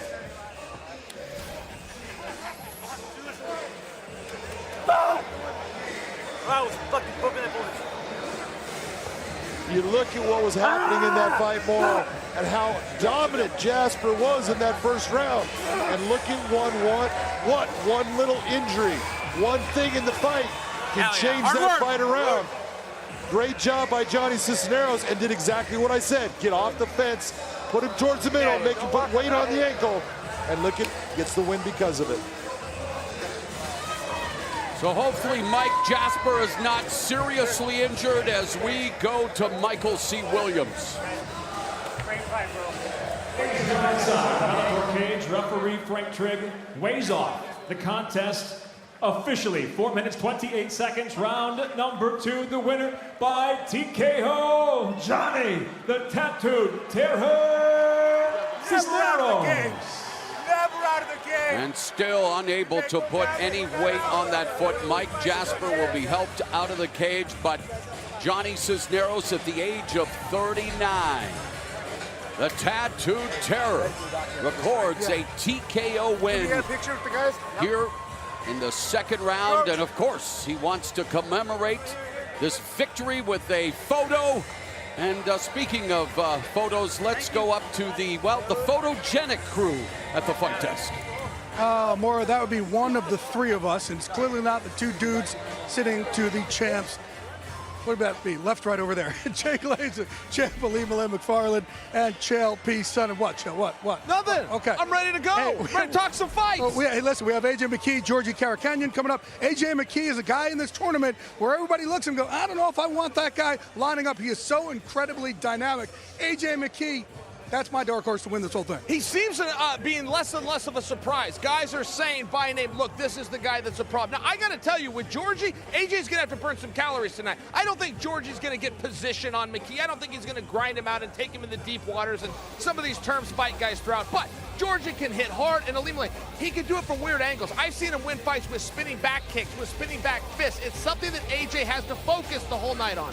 Yes, absolutely. But I'm going to disagree with you. I think that Georgie can grind him out. I mean, yes, AJ has a superior wrestling background, but I mean, Georgie knows how to pressure. He knows to not let AJ establish his range, establish his kicks, and to close the distance early on. And I think that his pressure, if he keeps that pressure up really well, he'll have a chance. And you think he gets on top? He can get on top of McKee? I think once he gets on top, his jiu-jitsu is high level enough where he can keep McKee down. Well, it's interesting because Georgie actually used to train with McKee's father, Antonio McKee, who, by the way, is the next fighter coming up here. This is a father-son combination here. Tony McKee, he's phenomenal in the cage. 29 wins, you see. He is doing it for all us old folks out there, 49 years of age, hasn't fought in 5 years. And then AJ McKee, 14-0 on a 14-fight win streak. With more on this, let's go to our Jim Brown. All right, Antonio, this is a little bit different for me. Usually I'm interviewing some of your fighters, and you're kind of in the back getting them warmed up, but now you have the gloves on tonight. How are you feeling? I feel good, you know. I feel real relaxed. I'm more nervous for my son's fight than I am my fight, but that's normal. Let's talk about that, because I remember when AJ got signed, I was one of the first things he was talking about. I want to fight on a card with my dad. How special is that? You know what? I don't have the words. I just want to go out here and just perform, and I want us to both come out tonight successful. I want to talk about why you're getting in the cage, because it's been almost 5 years. You were 29-6. You had a 14-fight win streak. You're no stranger to stepping into the cage, but it has been almost 5 years since you stepped into that cage. You're a successful coach. What made you want to go back in and fight in the cage? You know what? I train every day with my guys, AJ and the rest of the guys in the gym, and I feel really good, and he's always been talking about father and son. And I said, you know what? I think I can do this. And so we ran a little series. I did a great job. I felt good. Needed to get in a little better shape. Got in a little better shape, and now I'm ready to go. I feel great. All right, well, we look forward to seeing you and your son in the cage tonight. Good luck tonight. Thank you very much. Hey, I don't know about you guys, but whenever I have my dad doing something, I shut down. These guys are crazy. I will tell you, my father to me was like Superman. He was like, my dad wasn't a fighter, but I'll tell you, if I see my dad get beat up, if I saw him get hurt, I'm screwed up. I don't just recover in the same evening. That's going to take months, maybe even years of counseling. In hindsight, this may be a wonderful memory for them, but I feel like high-pressure situation. I mean, and it's not as if AJ's in the audience, or it's not as if he's even backstage preparing for his own fight. He's cornering his dad. I've never seen that done before, where you corner your dad and then you go and fight right afterwards. Well, so AJ McKee is cornering his dad. His dad then will turn around and corner his son. But right now, it's time for Antonio McKee to make his way as a fighter down to the cage. And now, ladies and gentlemen, make his return to the MMA cage. Please welcome Antonio McKee. Here at the Forum in Los Angeles, American history will be made tonight. This guy is 49 years of age, John? He is 49 years of age. I've known Antonio for a lot of those 49 years, and he is a remarkable athlete. Incredible. He is, first fight since defeating Gaji Zalpulev in November of 2014, and there's his opponent. He is 47. That's William the Bull Sriapai, who is coming off a third-round TKO over Leon Klee in March of this year. And there is AJ McKee, and Chael Sonnen said something very provocative. This is an interesting scenario. AJ McKee, undefeated, will be fighting later tonight in the Featherweight World Grand Prix. And you know, John, how important the mentality is. If his dad happens to lose tonight, you have to wonder what that's going to do to his son. But let's go to the tail of the tape for this fight. Look at all of those wins for Antonio McKee. That tells you how good he was. He was actually at one point a 14-0 as far as 14-fight win streak. Both their guys are older. That's good. You see McKee with that reach advantage, but he's the guy that has the superior wrestling. With the official introductions, here is Michael C. Williams. Here at the Forum in Inglewood, Bellator MMA's 228 prelims live on Dazn now feature 3 5-minute rounds at 165 pounds. Introducing the blue corner at 5'7", weighing in 167.9 pounds. His professional record: 14 wins, 8 losses. Fighting out of Rancho Cucamonga, California, William the Bull Sriapai. And across the cage, his adversary out of the red corner at 5'9", weighing in 163.2 pounds. With his son featured tonight on the main card, the proud father returns inside the cage. The veteran stands with 29 professional victories, 6 losses, 2 draws from Long Beach, California. Introducing Antonio McKee. In charge of the action, your referee, Mike Beltran. The mustachioed and then some Mike Beltran will be the referee for this matchup. Contract weight of 165 pounds, 47-year-old William the Bull Sriapai and Antonio McKee. They touch gloves, McKee in the red gloves, Sriapai in the blue gloves. Sriapai's nickname is the Bull. And John, his mantra, it's original. You mess with the bull, you get the horns. Never heard that before. No, that's a new one for me. I'm sorry. Meanwhile, McKee says that no one is as strong as him at 155, even despite being 49 years of age. And he says nobody has his grip strength at 155. Having seen that grip strength, I can tell you it's a lot like a pistachio nut, hard to open. Danny Hodge used to have the greatest grip strength. An apple. And Antonio McKee is the second coming of Danny Hodge. Whoa. He does have grip strength, but one of the things I'm seeing right now, take a look at that nice little band around Antonio McKee's knee.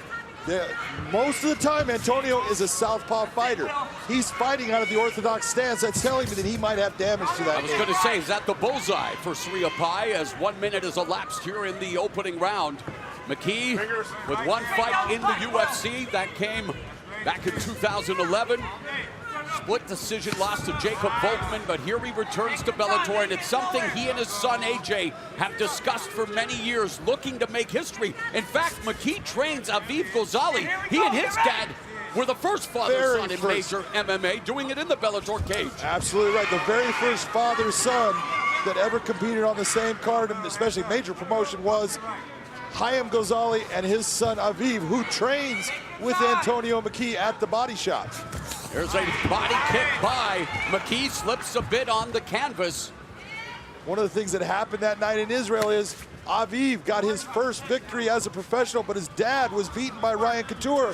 And what you're going to see tonight is Antonio and AJ trying to make sure that they both come away with the victory. McKee looking to stay undefeated later tonight in the opening round of the Bellator Featherweight World Grand Prix. Sriapai made his professional debut in 1999, 20 years ago. Antonio now going back to that normal, natural southpaw position that I've known him for all of his fights. He's very good defensively, and when he gets on top, his wrestling is stifling. He will just grind you into the mat. McKee, a decorated amateur wrestler. Meanwhile, Sriapai looking to make his mark here. McKee saying he wanted to win this in the opening round. Says he doesn't have the time to go 3 5-minute rounds because he has a lot of guys fighting on this card, including his progeny. Body kick by Sriapai, and he lands the right hand that caught McKee off balance. Off the top of the head. Didn't hurt him, but he was off balance, just like you said. Now you're seeing exactly where AJ gets that side kick from. Antonio utilizing that side kick like it's a jab to the body. It doesn't look like a lot, but when that heel hits you, it definitely, you feel it. It starts to adjust the way you can breathe. I thought he was going to hit that sweet chin music a la WWE Hall of Famer Shawn Michaels. Am I allowed to inflate my 2 worlds? Well, actually, I got 3. Coming up on a minute and a half. Oh, wow, Chris. Very nice. Hook kick. Hook kick, exactly. Nice hook kick by Antonio McKee, bringing that across. The shot where this is and the takedown. And he will have a minute 20 in which to work from his desired position. This is where Antonio, in the top position, one of the strongest ground and pound fighters there ever was. You just do not get away from Antonio McKee when he gets you in this position. McKee's 29 victories include 4 knockouts and 4 submission wins. See him sliding past.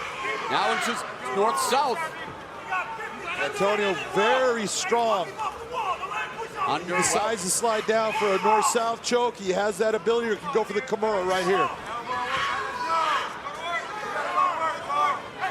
Notice how he's got that arm propped inside. That's going to cause Surapai some problems.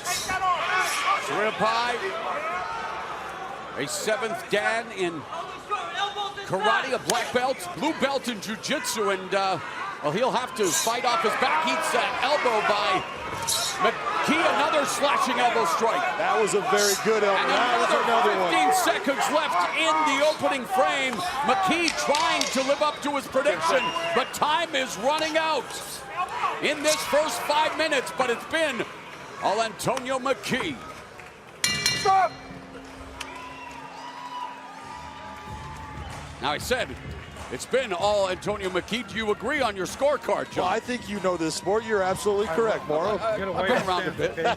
And then make sure you get that wide stance. It's yours for the taking. Set it up. Set up that right down the pipe, okay? Yeah. Cold towel. Get that ice in there. You're throwing the overhand. You stop looping it. BR in fucking middle. Just commit on the middle. He's slow. You're looking good though. Beautiful. Great first round. How cool is it to see a son giving instructions to his dad? This is history in America. The best is the instruction that he's giving is absolutely exactly right. Hey, and let them hands go. And Middle he's punch. basically chastising him, saying, why are you looping your right hand? Throw it straight down the middle. He's slow, and he's exactly right. 14-0 inside the Bellator MMA cage. All of his fights here in Bellator. Now, Mandingo. All right, gentlemen. Antonio McKee with a wink to William Sriapai. And it's McKee in the red gloves, Sriapai in the blue gloves. 240-somethings here in the Bellator MMA cage and representing, and McKee wants to inspire. I mean, here's a guy, let's face it, he does not look 49 physically, and there's a kick from Sriapai. But McKee talking about inspiring his generation. It bothers me to no end that I have wrinkles that make me look like a Shar-Pei puppy, and he doesn't have one. It's funny because it's the truth, John. Is that it? It's always there. The funniest things are the truest things.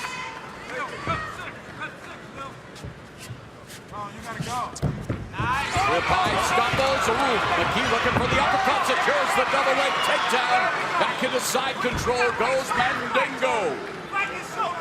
There's, in my opinion now, too much time on the clock. Surapai is going to have a very difficult time getting up, and you see that gift wrap. Look at the gift wrap with that right hand. So Surapai is in a position he cannot utilize that arm to protect himself. Now he just lets go of it, and he's starting to open up shots. Surapai is not doing anything to change it. Looking for the victory via form of knockout. It is over. Antonio McKee returns at the age of 49 and picks up his 30th victory. And that number 30, well, might as well be the age that he looks, John. Incredible. And McKee picks up the win. So, how then will this serve AJ McKee? At least he shouldn't be stressed going into the main card. Only the worry about facing his opponent. He better worry about what's standing across him. Yes. And that's where all the attention goes now. At least he knows that this is past. Now he's got his end to uphold to get that second win. How did Antonio McKee look, relatively speaking, to what was been the cage, John? You know, when you're looking at it, he hasn't fought since 2014. Look at the lace of the legs here, Mauro. That's where he's controlling position. And the shots that he's landing with the left hand, the ones that were getting through, and a couple of them got through big, Sarapai's closing his eyes. You can't have a fighter that's now closing his eyes while he's getting hit. That's not going to do you any good. You've got to move the position. You've got to get out. He couldn't do that. And Antonio McKee deserves a beautiful win for the first time in 5 years.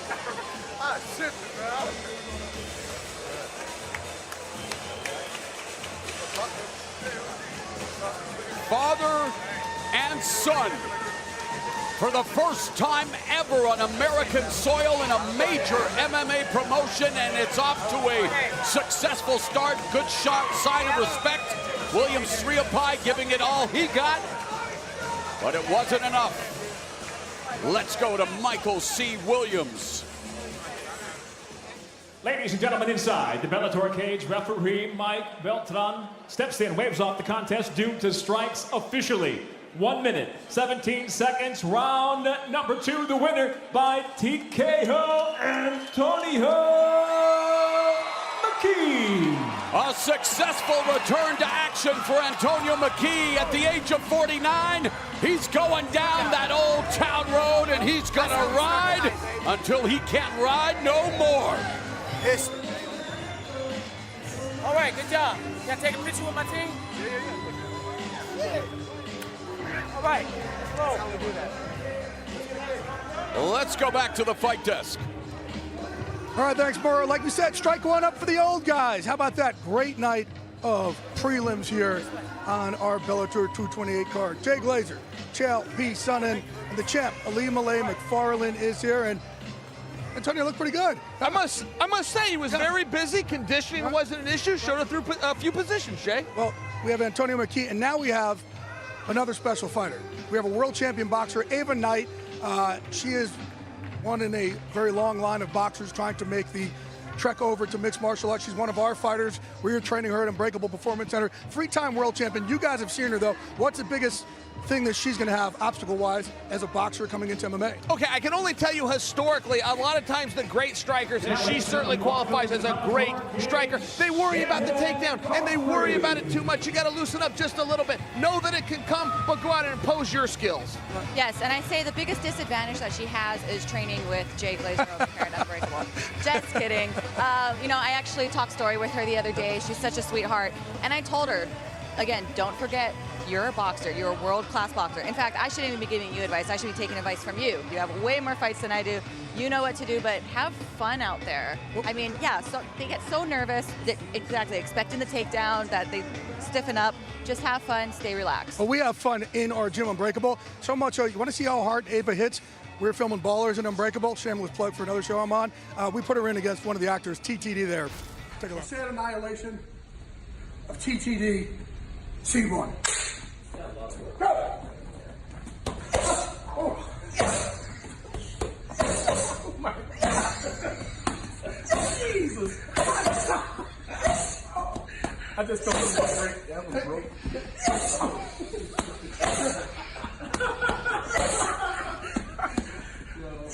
I'm throwing in the towel. I'm throwing in the towel.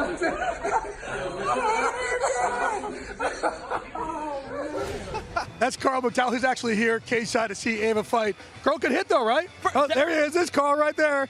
What am I supposed to do? Absolutely, she can hit. By the way, those body pads are a fake out. They look like a piece of armor. They're not. They just move the paint all around. Again, you saw her yesterday. You said, man, talk about this boxing. This girl could bang. But this is the time right now to see if our boxer can make the trek successfully into the cage. Michael C.? Ladies and gentlemen, one of professional boxing's pound-for-pound best now sets her sight on MMA, accompanied by multi-platinum artist, rapper, and songwriter OT Genesis. Please welcome to the cage, Ava Knight.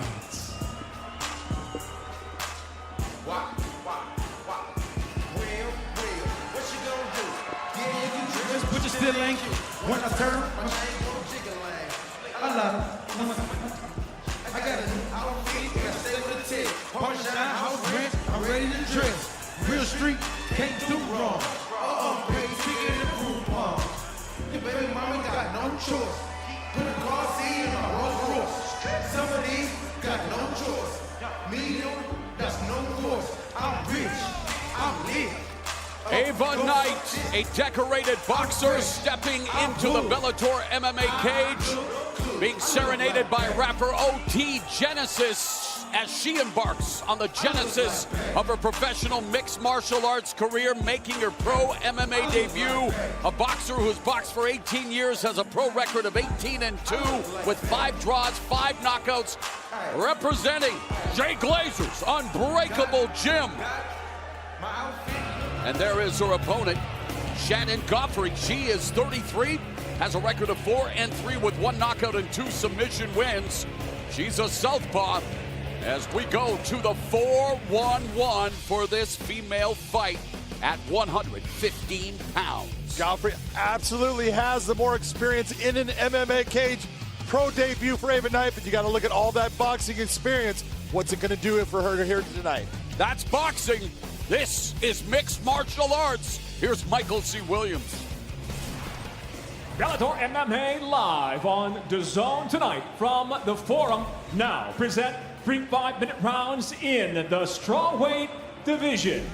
Introducing the blue corner first at 5'2", weighing in 116 pounds. Her professional record 4-3. She fights out of Nashville, Tennessee. Shannon Godfrey.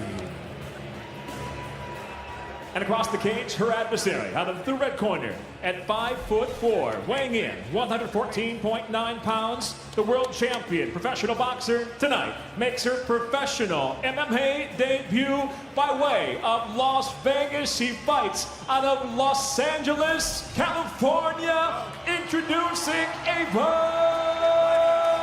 Knight. And when the bell rings, the referee in charge of the action, Jason Herzog. Referee Jason Herzog getting set for this strawweight matchup. A lot of press around Ava Knight, who making that transition from boxing to mixed martial arts. Are you ready? Fight! The bell in round 1, and Ava Knight is in the red gloves. The southpaw, Shannon Godfrey, in the blue gloves, and Godfrey known for her kicks, immediately kicking, and well, that's Knight known for her punches.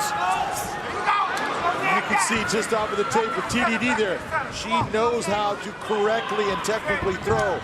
Good punches out of the right hand by Ava Knight on Godfrey. Godfrey again saying that her biggest advantages will be that she's a more well-rounded fighter and definitely a better kicker, and that's the route she's taking, but she's already eaten some shots courtesy of the gloves of Knight.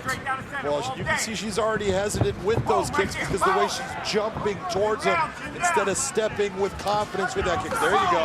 And there's another lead right hand by Knight that scores. Outside, low kick to the lead leg of Knight. Already some markings over the right eye, around the eye of Shannon Godfrey. It's actually a smart use of strategy to try to attack that lead. Right hand by Knight, and Knight now delivering some shots. And there's Godfrey looking for the takedown, the sprawl, the defense displayed by Knight. You can look at that defense. Look at her coaching staff in her corner. She's got Jay Haran and Randy Couture. Ava Knight has done the right things to prepare herself for her pro debut here. The lady of boxing back to her feet. Putting it all in the cage here in her MMA debut. She says she's going for the knockout, whether it's on the ground or on her feet. She believes that her strength is power. Oh, and now it's Godfrey inside control, and just like that, the unpredictable nature of mixed martial arts into the full mount by Godfrey. And this is what can happen when you all of a sudden there is no time to relax in MMA. And she started pushing.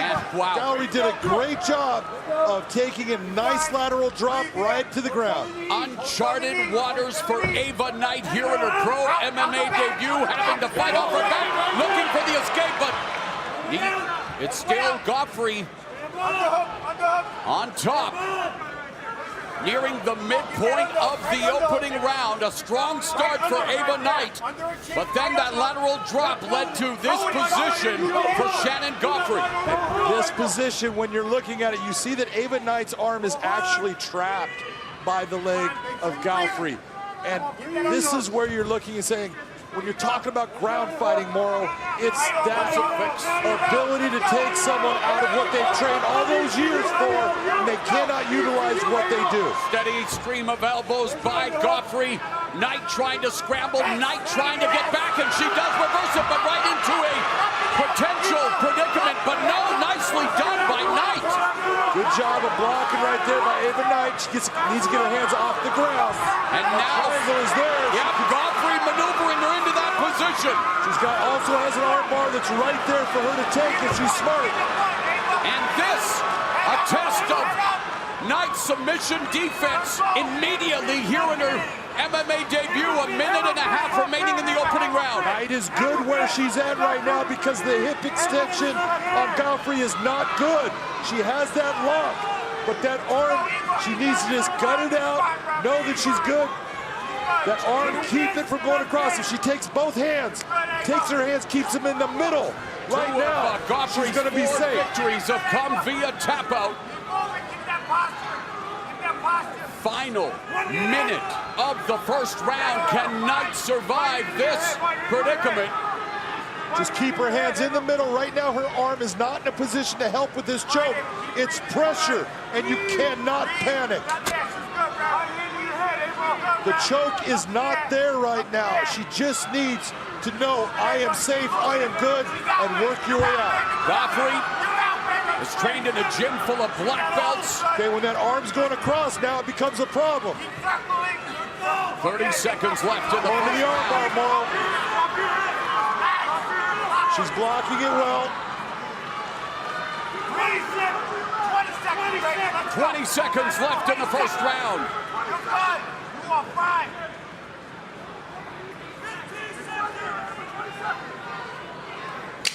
Final 10 seconds of this first round in the women's. She actually has a backside triangle if she wants to go for it.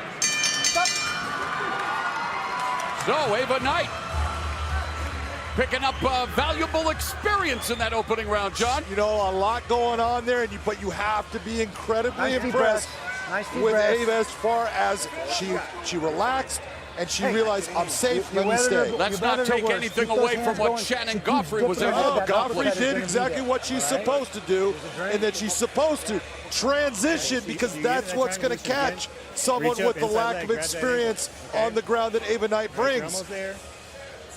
Like this round, you can finish her up. You going for that? Here's the takedown. You can see Godfrey goes and takes beautiful lateral drop right to her back, and then quickly moves herself to a mount from that position. Elbows in that, gets Knight to move, brings her knee up. A tale of two cities as far as those rounds. First part of that round, definitely Ava Knight. Second part of that round, definitely Miss Godfrey. We have Jay Glazer, who has joined us here close to the broadcast table, watching with vested interest as he has helped prepare Ava Knight, making her MMA debut, red gloves. We've got Shannon Godfrey in the blue gloves. That body shot hurt. That was a big strike.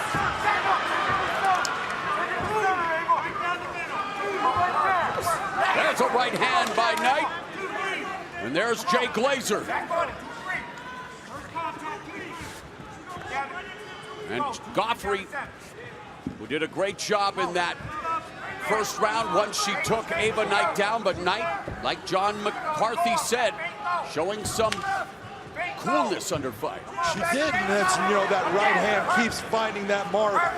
She has got outstanding extension. There's that left hand by Knight in the red gloves, Godfrey in the blue. Godfrey looking for the takedown, but eats a couple of shots as she was looking to close the distance. What Ava Knight needs to do. Oh, that right hand staggered Godfrey and hurt her left eye. She's trying to wing block, and right uppercut by Knight. Knight needs to always step to it. Another uppercut by Knight, right hand. And Shannon Godfrey, though, coming back. Take a look at what Godfrey is bringing with. She's utilizing that right kick. Knight needs to move herself towards the right side of Godfrey. It will negate a lot of the kick, and it opens up her right hand to go right down the pipe. Kick and a right hand by Ava Knight. Knight eats that inside low kick, kind of checked it there. Godfrey again attacking the legs, but then again, it's Knight landing the right, and both of Godfrey's eyes now showing the vestiges of the striking ability of the high-level boxer Ava Knight. Counter right, left hook. Beautiful left hook, but she's got to stop what Godfrey is doing with that kick. She's getting hit with that kick, and she... Oh, there is a right hand dropping Godfrey. The sprawl, and now the ground and pound. But Godfrey showing the heart and the blood and guts here. Godfrey trying to secure the takedown, expending energy, and a good sprawl by Knight. Very good sprawl by Knight. Keeping it out, but she just made a mistake. Look how her hips got in. There, she goes back to the sprawl. She cannot relax. And a right hand again as Godfrey made it to her feet, and Godfrey standing in front of Ava Knight. Godfrey has had her moments, but not in the striking department. Well, she didn't come in here thinking she's going to win a striking battle, and she's looking for opportunities. All of those leg kicks are things that she's doing. If you ask Godfrey, she said she's a better boxer than Knight. Under 2 minutes left in round 2. I would say that was already proved wrong. Come on, bring the heat. Let's go. There you go. Saying it and doing it. Two different things. They are two different things, but Knight needs to figure out if she would come to her left. She starts to take away that right leg kick. She shortens it. The power on it's gone, and it will open up that right hand that keeps on finding a target on Godfrey's face. A minute and a half left in the second. Knight lands the right hand again. Godfrey trying to go downstairs, attacks the lead leg, but eats those counter strikes.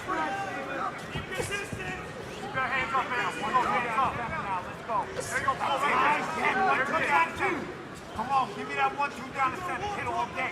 All day. Right there. If you're Godfrey, you really want to think, look, you know Ava Knight does not want to take you down.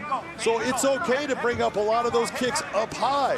Start to give her problems as far as your length, because your legs are... Right cross across the jaw, and that backs up Godfrey, who still throwing kicks, still standing.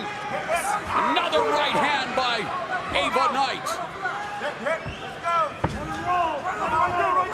And again, it's Godfrey who is sticking to her strategy of trying to kick Knight.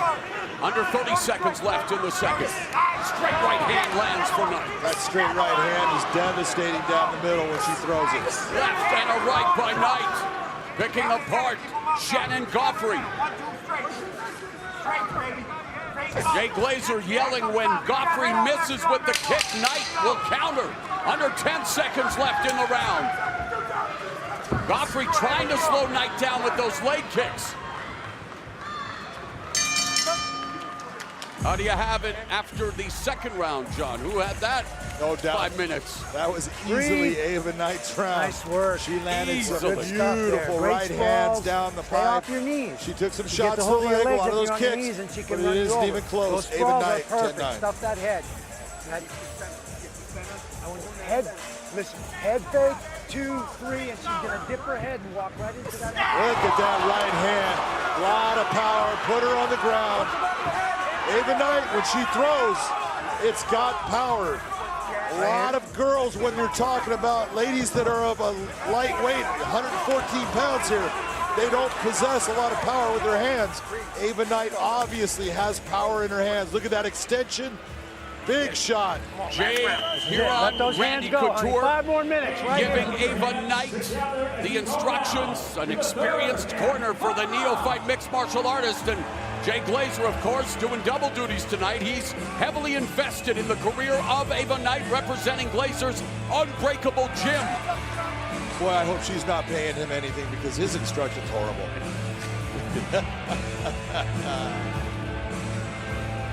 Oh, there, he's giving you the side-eye, John. All right, third and final round of Boxer Ava Knight's professional MMA debut, Shannon Godfrey, looking to give her a hostile welcome, and there's Knight again landing a right, but Godfrey still in a vertical position. Back on it, baby, come on. Feet go, Ava, come on. Let's go. Let's get her out of there now. Let's go. 1, 2. Fast. 1, 2. Nice. Let's go. Keep your hands going. Perfect. Great job, control. Again, the one thing that I look at, Ava Knight, if she would think about circling, you see every time that Godfrey comes and on off balance, if she will circle to her left, it's going to open up her right hand. There was a left to the body by Knight. There's the 1-2. Side kick, but again countered by Knight, picking apart Godfrey. Beautiful body shot, that left hand to the body. And Godfrey now Knight in side control, but she will try desperately to do exactly what she's able to do. Up to her feet, you come to my domain. That's all about the sweet science for Knight. You know, there's no doubt when you're watching her, and I know Jay talked about how good of an athlete she was and how smart she was as a fighter, and she's demonstrated that tonight right here in this ring. There's another left uppercut by Knight. Knight treating Godfrey like a crash test dummy. That liver shot hurt her momentarily. And just delivered another one. Godfrey on her knee. Referee asking her if she wants to continue. Godfrey back up to her feet. Another shot to the liver. Good night.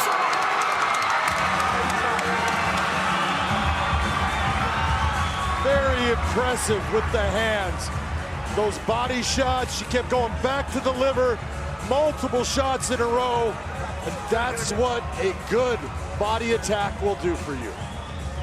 Ava Knight passes her first exam in mixed martial arts as she stops Shannon Godfrey in her professional MMA debut. And Jay Glazer first to congratulate Knight. Stand right here. Good job. Watch these heavy shots by Ava Knight. For a small female fighter, she has big power. Look at that left hook to the body. You can see again, that drops Godfrey down. She gets back up and goes right back with a straight shot right to the midsection.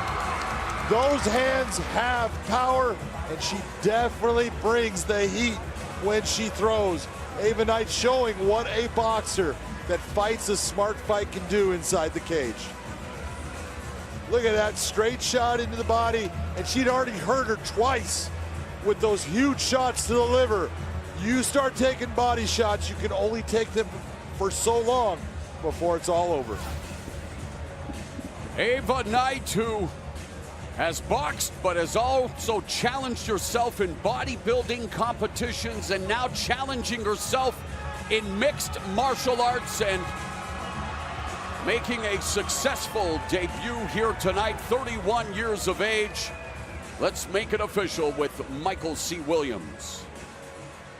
Ladies and gentlemen, inside the Bellator MMA cage, it comes to an end as referee Jason Herzog waves off the contest due to unanswered strikes officially. 1 minute, 46 seconds, round number 3 for the winner by TKO, Ava Knight.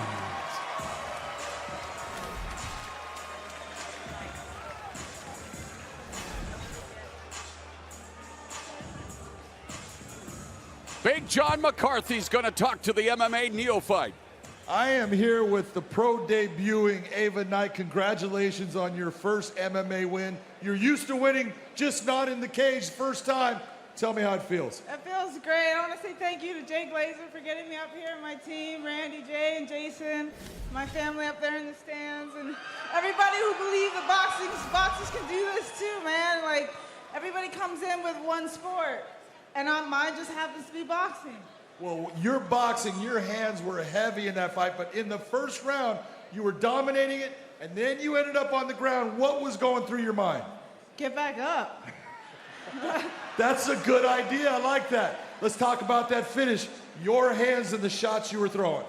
It felt great, but I saw even though the head punches were getting her, she's fucking tough as shit. So I thought, let's break her down. Let's stop her to the body, and that's what I did. Well, it was an outstanding performance. Congratulations on your first professional victory in mixed martial arts. Ladies and gentlemen, let's hear it for Ava Knight.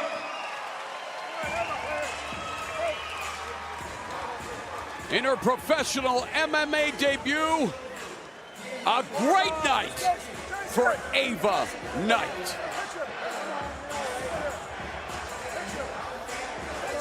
Coming up later tonight as part of Bellator 228, it's the Bellator MMA Featherweight World Grand Prix Selection Show. Here's how it's going to work.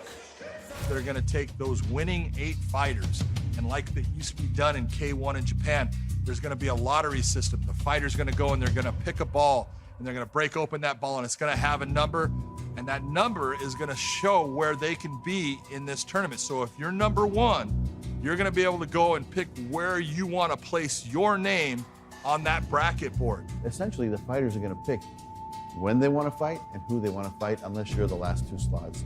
To me, that was the random drawing that I thought was fair for this tournament, and I'm really excited because there's some strategy here as to what, if you're injured, if you're not injured, when you want to fight, when you don't want to fight, who you want to fight first, and who you want to stay away from. Do you want to try to win the title early and carry it the rest of the way, or do you want to try to win it in the finals?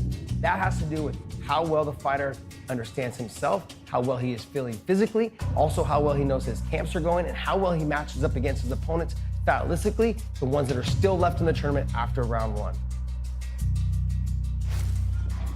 So coming up later tonight, we will complete the opening round of the Bellator Featherweight World Grand Prix, and it will include Patricio Pitbull defending one of his 2 titles, the featherweight crown, against Juan Archuleta, who's won 18 consecutive fights. Of course, the round also includes AJ McKee, whose father has already won tonight. McKee looking to make the first father-son competition in American MMA history a successful one. He'll take on the battle-tested Georgi Karahanyan. Former bantamweight champion Darion Caldwell meets one of the toughest dudes in the tournament, Henry Corrales. And Daniel Weichel, in his 51st fight, takes on the talented Saul Rogers.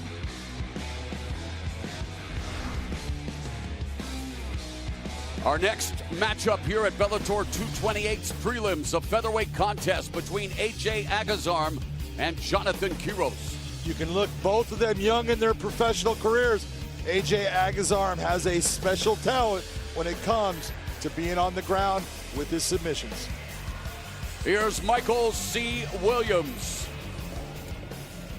And we're gonna take a little break here and say, Michael C. Williams, you can talk in a few seconds. Michael C. Williams, Michael C. Williams. He likes hearing the sound Ladies of his and gentlemen, name. here at Bellator 228 prelims, we go to 3 5-minute rounds in the featherweight division. Introducing first the fighter out of the blue corner. At 5'10", weighing in 144.7 pounds, his professional record 3-3, hailing from Fresno, Zacatecas, Mexico, Johnny Sancho Quiros. And across the cage, his adversary out of the red corner at 5'8", weighing in 146 pounds even. As a professional, he stands at 1-1 by way of Hollywood, Florida. He fights out of Stockton, California, AJ Liao Agazarm. And the referee in charge of the action, Mylan Ayers. Mylan Ayers is your referee. By the way, did you know that was Michael C. Williams, John? What was his name? Michael C. Williams. You got it. All right, we get set here Round for a one, you ready to matchup fight? in the You featherweight ready to fight? division. Fight. AJ Agazarm in the red gloves, Jonathan Quiros in the blue gloves. Agazarm, a grappling guru, John, a BJJ black belt with an impressive pedigree. Not only a BJJ black belt, wrestled at The Ohio State University. His grappling is world class. It is special. Where he's had problems is the stand-up, and you see Richard Perez the trainer for the striking of the Diaz brothers in his corner. That's who he's been working with, and he is learning now how to handle himself in the striking game to get to that grappling game so he can get these wins. Quiros has trained with former UFC heavyweight champion, current Bellator MMA heavyweight fighter, and we wait with bated breath to see the debut of Josh Barnett. Quiros knows what he's doing. He's a good, solid striker. He's got heavy hands. His grappling is very good. He can end up in positions with Agazarm where he could be in trouble, though. So you're going to see Agazarm working to get this fight to the ground. Quiros is definitely going to want to be in the stand-up. There's the takedown by Agazarm. Little bit of an overextension with Quiros throwing those kicks. Coming forward, you saw Agazarm change levels, drive in. He has him to the ground. Question is he going to let him get his back to the fence, and what is he going to do from this position? Agazarm 1-1 in the Bellator cage with 1 submission. Quiros is 3-3 overall with 1 KO and 1 submission.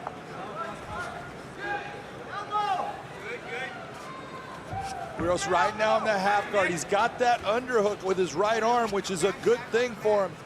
But he's got to put that left hand to the ground to try to get himself up in this position.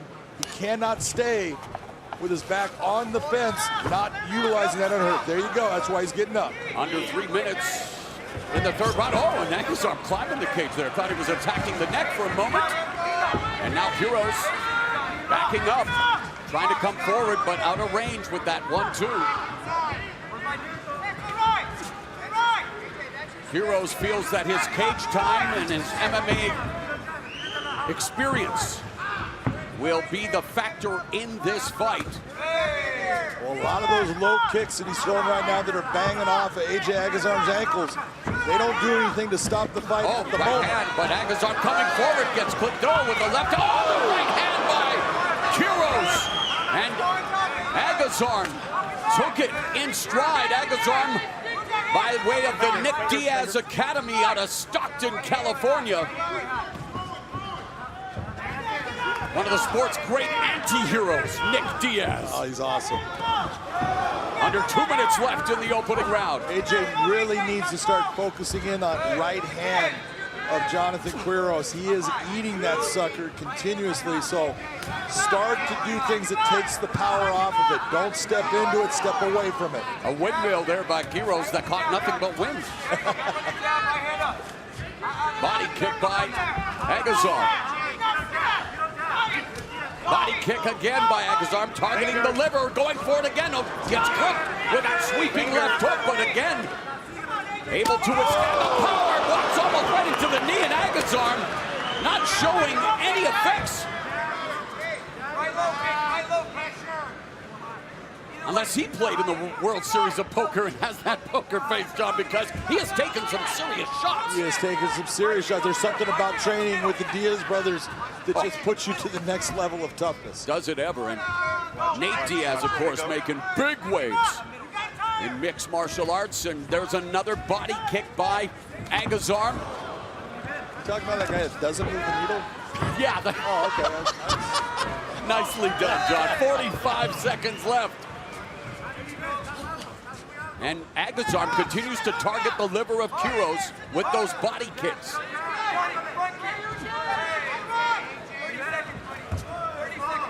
30 seconds left in the first round. Nice job of attacking that low kick to the leg. That's to take away. Uppercut, left hook, and Quiros opening up on Agazarm. Yeah, he is. Oh, jumping knee. 15 seconds left in the round. Both of them going for the kick. Quiros feeling more comfortable. As long as this fight's going, he's feeling more and more comfortable.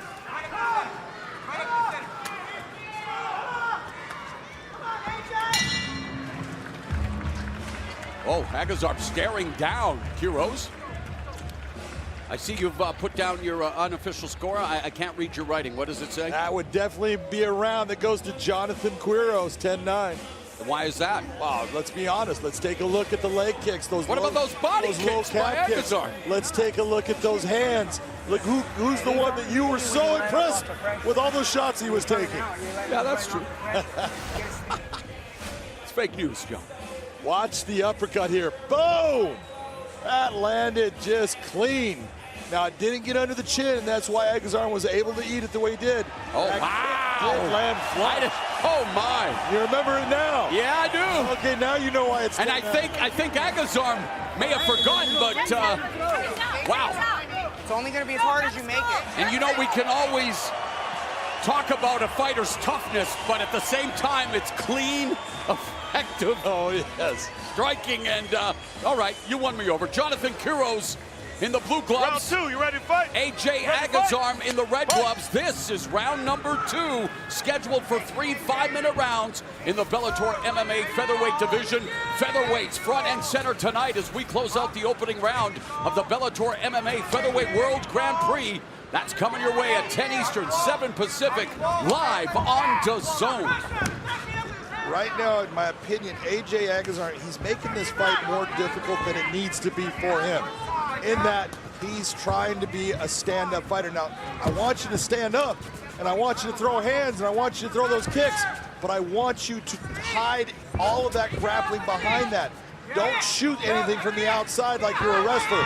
Be an MMA fighter, get in on him deep, and go for the takedowns just like he's doing. Nice job. You see the ankle pick he's got? That's going to keep him from being able to put his foot to the ground, getting himself back up. Quiros working that whizzer, gets back to his feet. First minute has elapsed here in the second round as Quiros creates separation. And that's what I'm talking about. AJ making this fight harder. He allowed that separation to happen. Oh, there's the shot and the defense by Quiros, but Agazarm really trying to tenderize the liver, if you can do such a thing. No, you can. Those kicks. Inside. And yeah, Agazarm's got to be careful in going for that naked shot because the timing of Quiros, he'll hit him with an uppercut or a knee. Absolutely, you know, and that distance, I want to come in with my shots, let him have to defend my hands. Agazarm gets the takedown, quick scramble by Quiros. Agazarm with the back now. Agazarm looking for the submission. His one victory has come via tap out, looking for that rear naked choke on Quiros. That was a bad mistake by Quiros, turning his back on a guy that's got the grappling of Agazarm. He needs to peel that hand, control the hands, and then slowly start to get his back towards the ground to slide AJ Agazarm out of position. Agazarm representing Nick Diaz Academy. Diaz knows a thing or two about submissions. And Agazarm looking to force Quiros to submit. Quiros a BJJ purple belt. Yeah, with what you're seeing as far as the choking of Agazarm right now, he's not going for a true choke. He's trying to control the position. Midpoint of the round and the fight, and Quiros with that backhand. Watch that. And there, Agazarm trying to get the hooks, maybe going for, well, it's an open, maybe go for the body lock, trying to get the hooks, but Quiros doing a good job of hand grappling. Well, Quiros is trying to get the referee to get him up because he's saying that he took a groin shot. He did not. He's got a cup that's about 3 sizes too big on, so. I am not going to touch that with, never mind. 2 minutes left in the second round.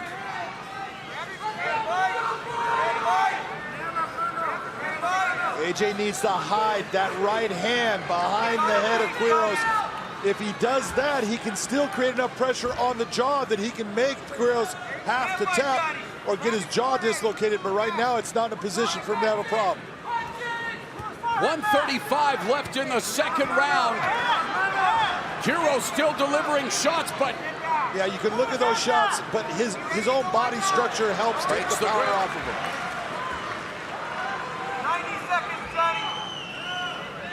Quiros cornered, screaming out the fact that there is just over a minute remaining in the round. Quiros doing a very good job of just defending, remaining calm, not getting himself into a worse place as far as allowing like the, see the arm, that's to take away the arm. And there's a reversal here by Quiros, over a minute left in second round. Smart of stepping out. And Quiros says, come back to to your feet. Oh, wait a minute. No need for that. 45 seconds left. You're absolutely right. It is becoming a wardrobe malfunction of some kinds, perhaps, John. It's just ridiculous. 30 seconds left in the second. There's the level change. Looking for the single leg as Agazarm.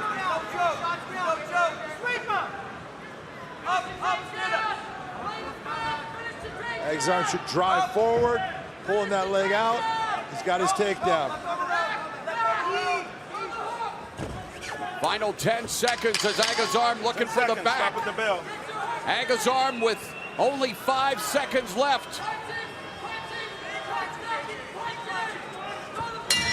Third round is straight ahead. How did you score the second? Well, no doubt that round goes to AJ Agazarm, 10-9. What did you like most about what he did in that round? I like the fact that he made his opponent fight his fight. Don't try to be a stand-up guy in just one area or a guy that's shooting takedowns from the outside. Mix your hands up to hide that takedown attempt, get in deep, get the guy to the ground, and do what you do.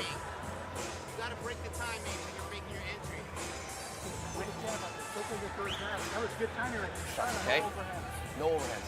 Jabs, straight rights, and uppercuts. A low kick here, you know, some kicks here and there to mix it up.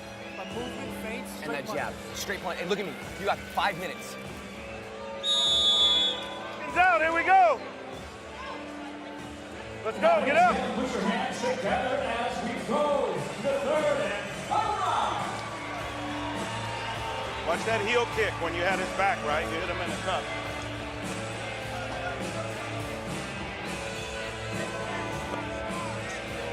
Last round, ready? Last round, ready? Fight! All right, here we go. This is the third and final round. AJ Agazarm in the red gloves, Jonathan Quiros in the blue. Agazarm looking to improve to 2-1. Quiros looking to improve to 4-3. Quiros needs to use that left jab that he has. He's got a very good stiff left jab. Pop that thing out and keep AJ just outside on it. Make him shoot the long shots. Agazarm has really tried to work that left body kick to the liver. Now it's, Quiros stumbles, but still manages to hit a short left hand on Agazarm. Agazarm has his hands low and has eaten some clean shots. Oh, he's eaten some clean shots this fight. Oh, there's a shoot, but the sprawl by Quiros. Now that they're both in the third round, both sweaty, now the submissions become harder. Everything's a little bit slippery. And there's Agazarm swinging wildly, but caught Quiros, and then Quiros counters with a right body kick by Agazarm. Accumulation of those kicks. Accumulation of those kicks. Now that he was landing those in the first round, Agazarm is feeling because looks for the heavy. Low single, but hammer fist being delivered by Quiros as he tries to defend the takedown.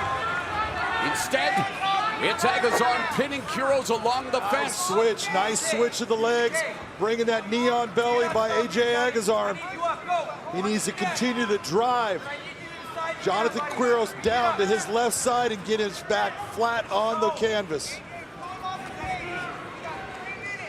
Agazarm trying to unload with knee strikes as Quiros pinned along that fence. Quiros would love to try to wall walk, get to his feet, and now Agazarm.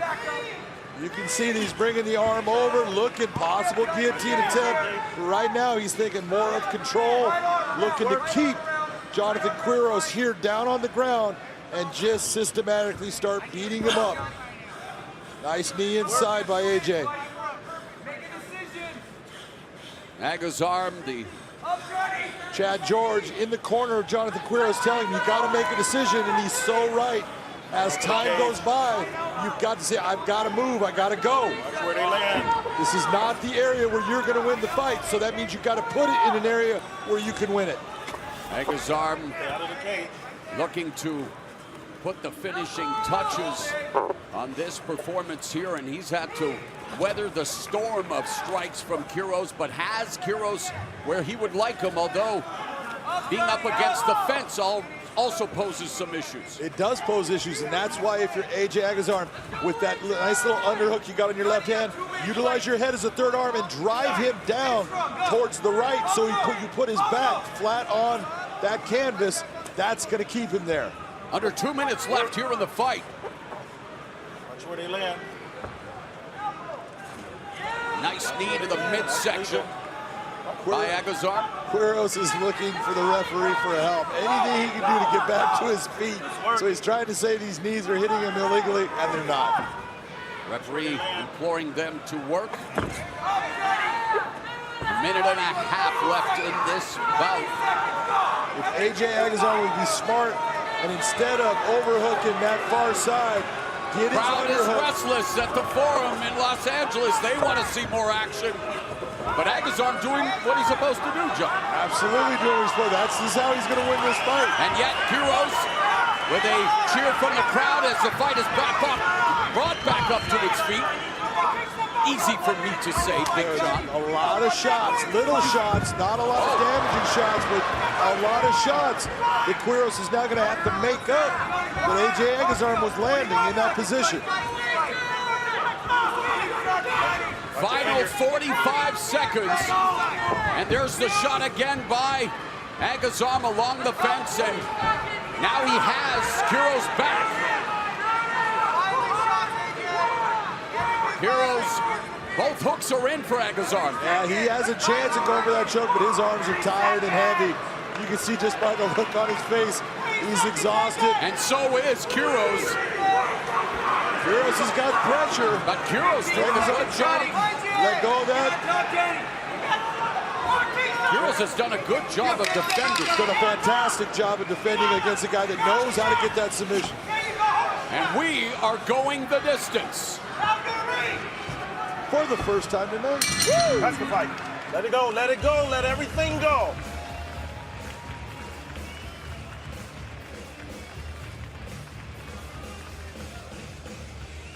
Still to come tonight at 10 Eastern, 7 Pacific, Bellator 228 from right here at the Forum. Two main events. Lyoto Machida, Gegard Mousasi, middleweight rematch. Machida beating Mousasi 5 years ago in the UFC. Also tonight, Patricio Pitbull defends the 145-pound title against Juan Archuleta in the final first-round match of the Featherweight World's Grand Prix. Total of, 4 of those first-round matchups coming our way. Yes, sir. Can't wait for that. We're only calling 17 fights tonight, John. That's all? We're normally used to 20.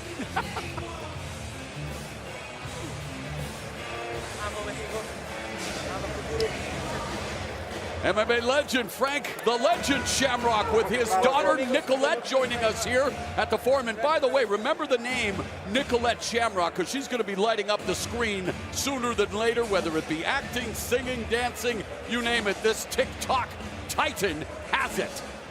Well, you know the only reason he brings her is because then no one would talk to him if she wasn't around. All right, we are awaiting the official decision here as AJ Agazarm has his hands up in the air, signifying that he feels he has won this contest. I believe he's right. Let's get it to Michael C. Williams. Ladies and gentlemen, having gone the distance, we'll go to your three judges at cage side. Abe Bellardo, Ralph McKnight, Michael Bell. All three scored exactly the same, 29-28 for the winner by unanimous decision, AJ Lihao Agazarm. AJ Agazarm records the victory, and he raises the hand of Jonathan Quiros, who proved to be the fan favorite, but there is some sportsmanship, and that will do it for the Bellator 228 prelim portion of the evening. Big John McCarthy and I will be back for the main card coming up at 10 o'clock Eastern, 7 Pacific. But to put a button on the proceedings here during the prelims, let's go back to the fight desk. All right, thank you, Mauro, Jay Glazer, Chael, P. Sonnen, Alimale McFarlane, and Cool. I've calmed down a little bit, guys, and the excitement is really about to start because we have, again, the completion, the last 4 fights of the first round of the World Featherweight Grand Prix. And look, at our last show, we had Big John and Josh Thompson give us their dark horses. And here's who they had. Big John, AJ McKee, who I chose as well earlier. And then Josh Thompson, Saul Rogers, who we're all kind of talking up here. Wait till you see him. He kicks off our card. But I want to know from you guys, who's your dark horse picks? Chael, we're going to start with you. I must start with first, Jay, congratulations, Coach. A tremendous victory from your athlete out there. And I will tell you, though, I really like Caldwell, and I feel weird about calling a former world champion a dark horse, but in this division, as stacked as it is, I think it's appropriate. I think when he's competing, he's as good as anybody on the roster. And I think it's really hard to call a dark horse, because like you said, it's weird calling a former world champion, and so many guys up here, I'm like, but they're not dark horses, because they all could win. But my choice, personally, was Derek Campos, because I'm like, he's flying under the radar, and unless you know MMA, you know that Derek Campos brings it every single time. Every single one of his fights is an all-out brawl. I'm not sure if you guys remember the Brandon Gertz fight, that one where his forehead opened up. Every single fight is an absolute brawl with Campos, and that's why that was my dark horse pick. You know, again, Josh Thompson last time said Saul Rogers. Ever since then, just hearing more and more about him, about a guy that he could really throw a wrench in all of this. But I want to bring in Jen Brown right now because there's going to be some strategy involved after this round completes. Jen. Well, that's right, Jay. There's a lot of strategy. I want to remind everybody, the Featherweight World Grand Prix live selection show is immediately following the world title fight. So you guys definitely want to tune in. So let's talk about strategy, right?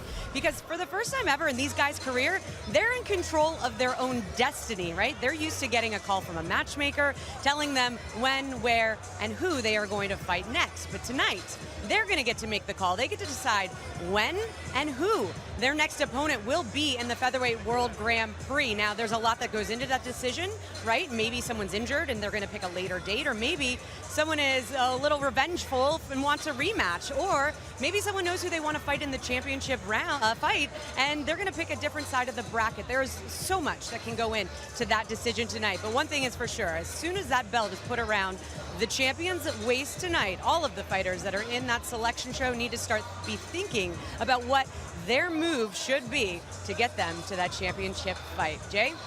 Thanks, Jen. We'll star-studded night. We saw OT Genesis earlier. We had some of the clippers behind Jen Brown. Star-studded night. Give me your, who's going to be the star for you tonight? Oh, look, I think McKee could really rise because of the storyline of his father. But don't forget, I don't feel enough has been put on the main event because we're focusing on this wonderful Grand Prix. But Mousasi has a grudge with Machida. I want to see the rematch. Who's your star of the night?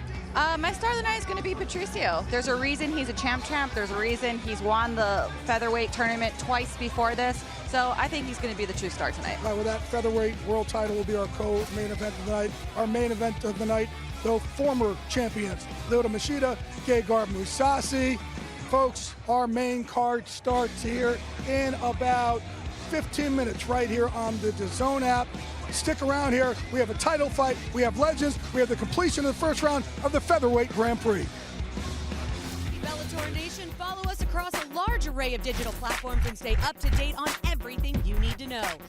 Like us on the Bellator Facebook page and see exclusive videos. Follow us and get instant updates on Twitter at Bellator MMA and get a chance to have your tweet live on the broadcast. See amazing pictures on Instagram at Bellator MMA. Join Bellator Nation today.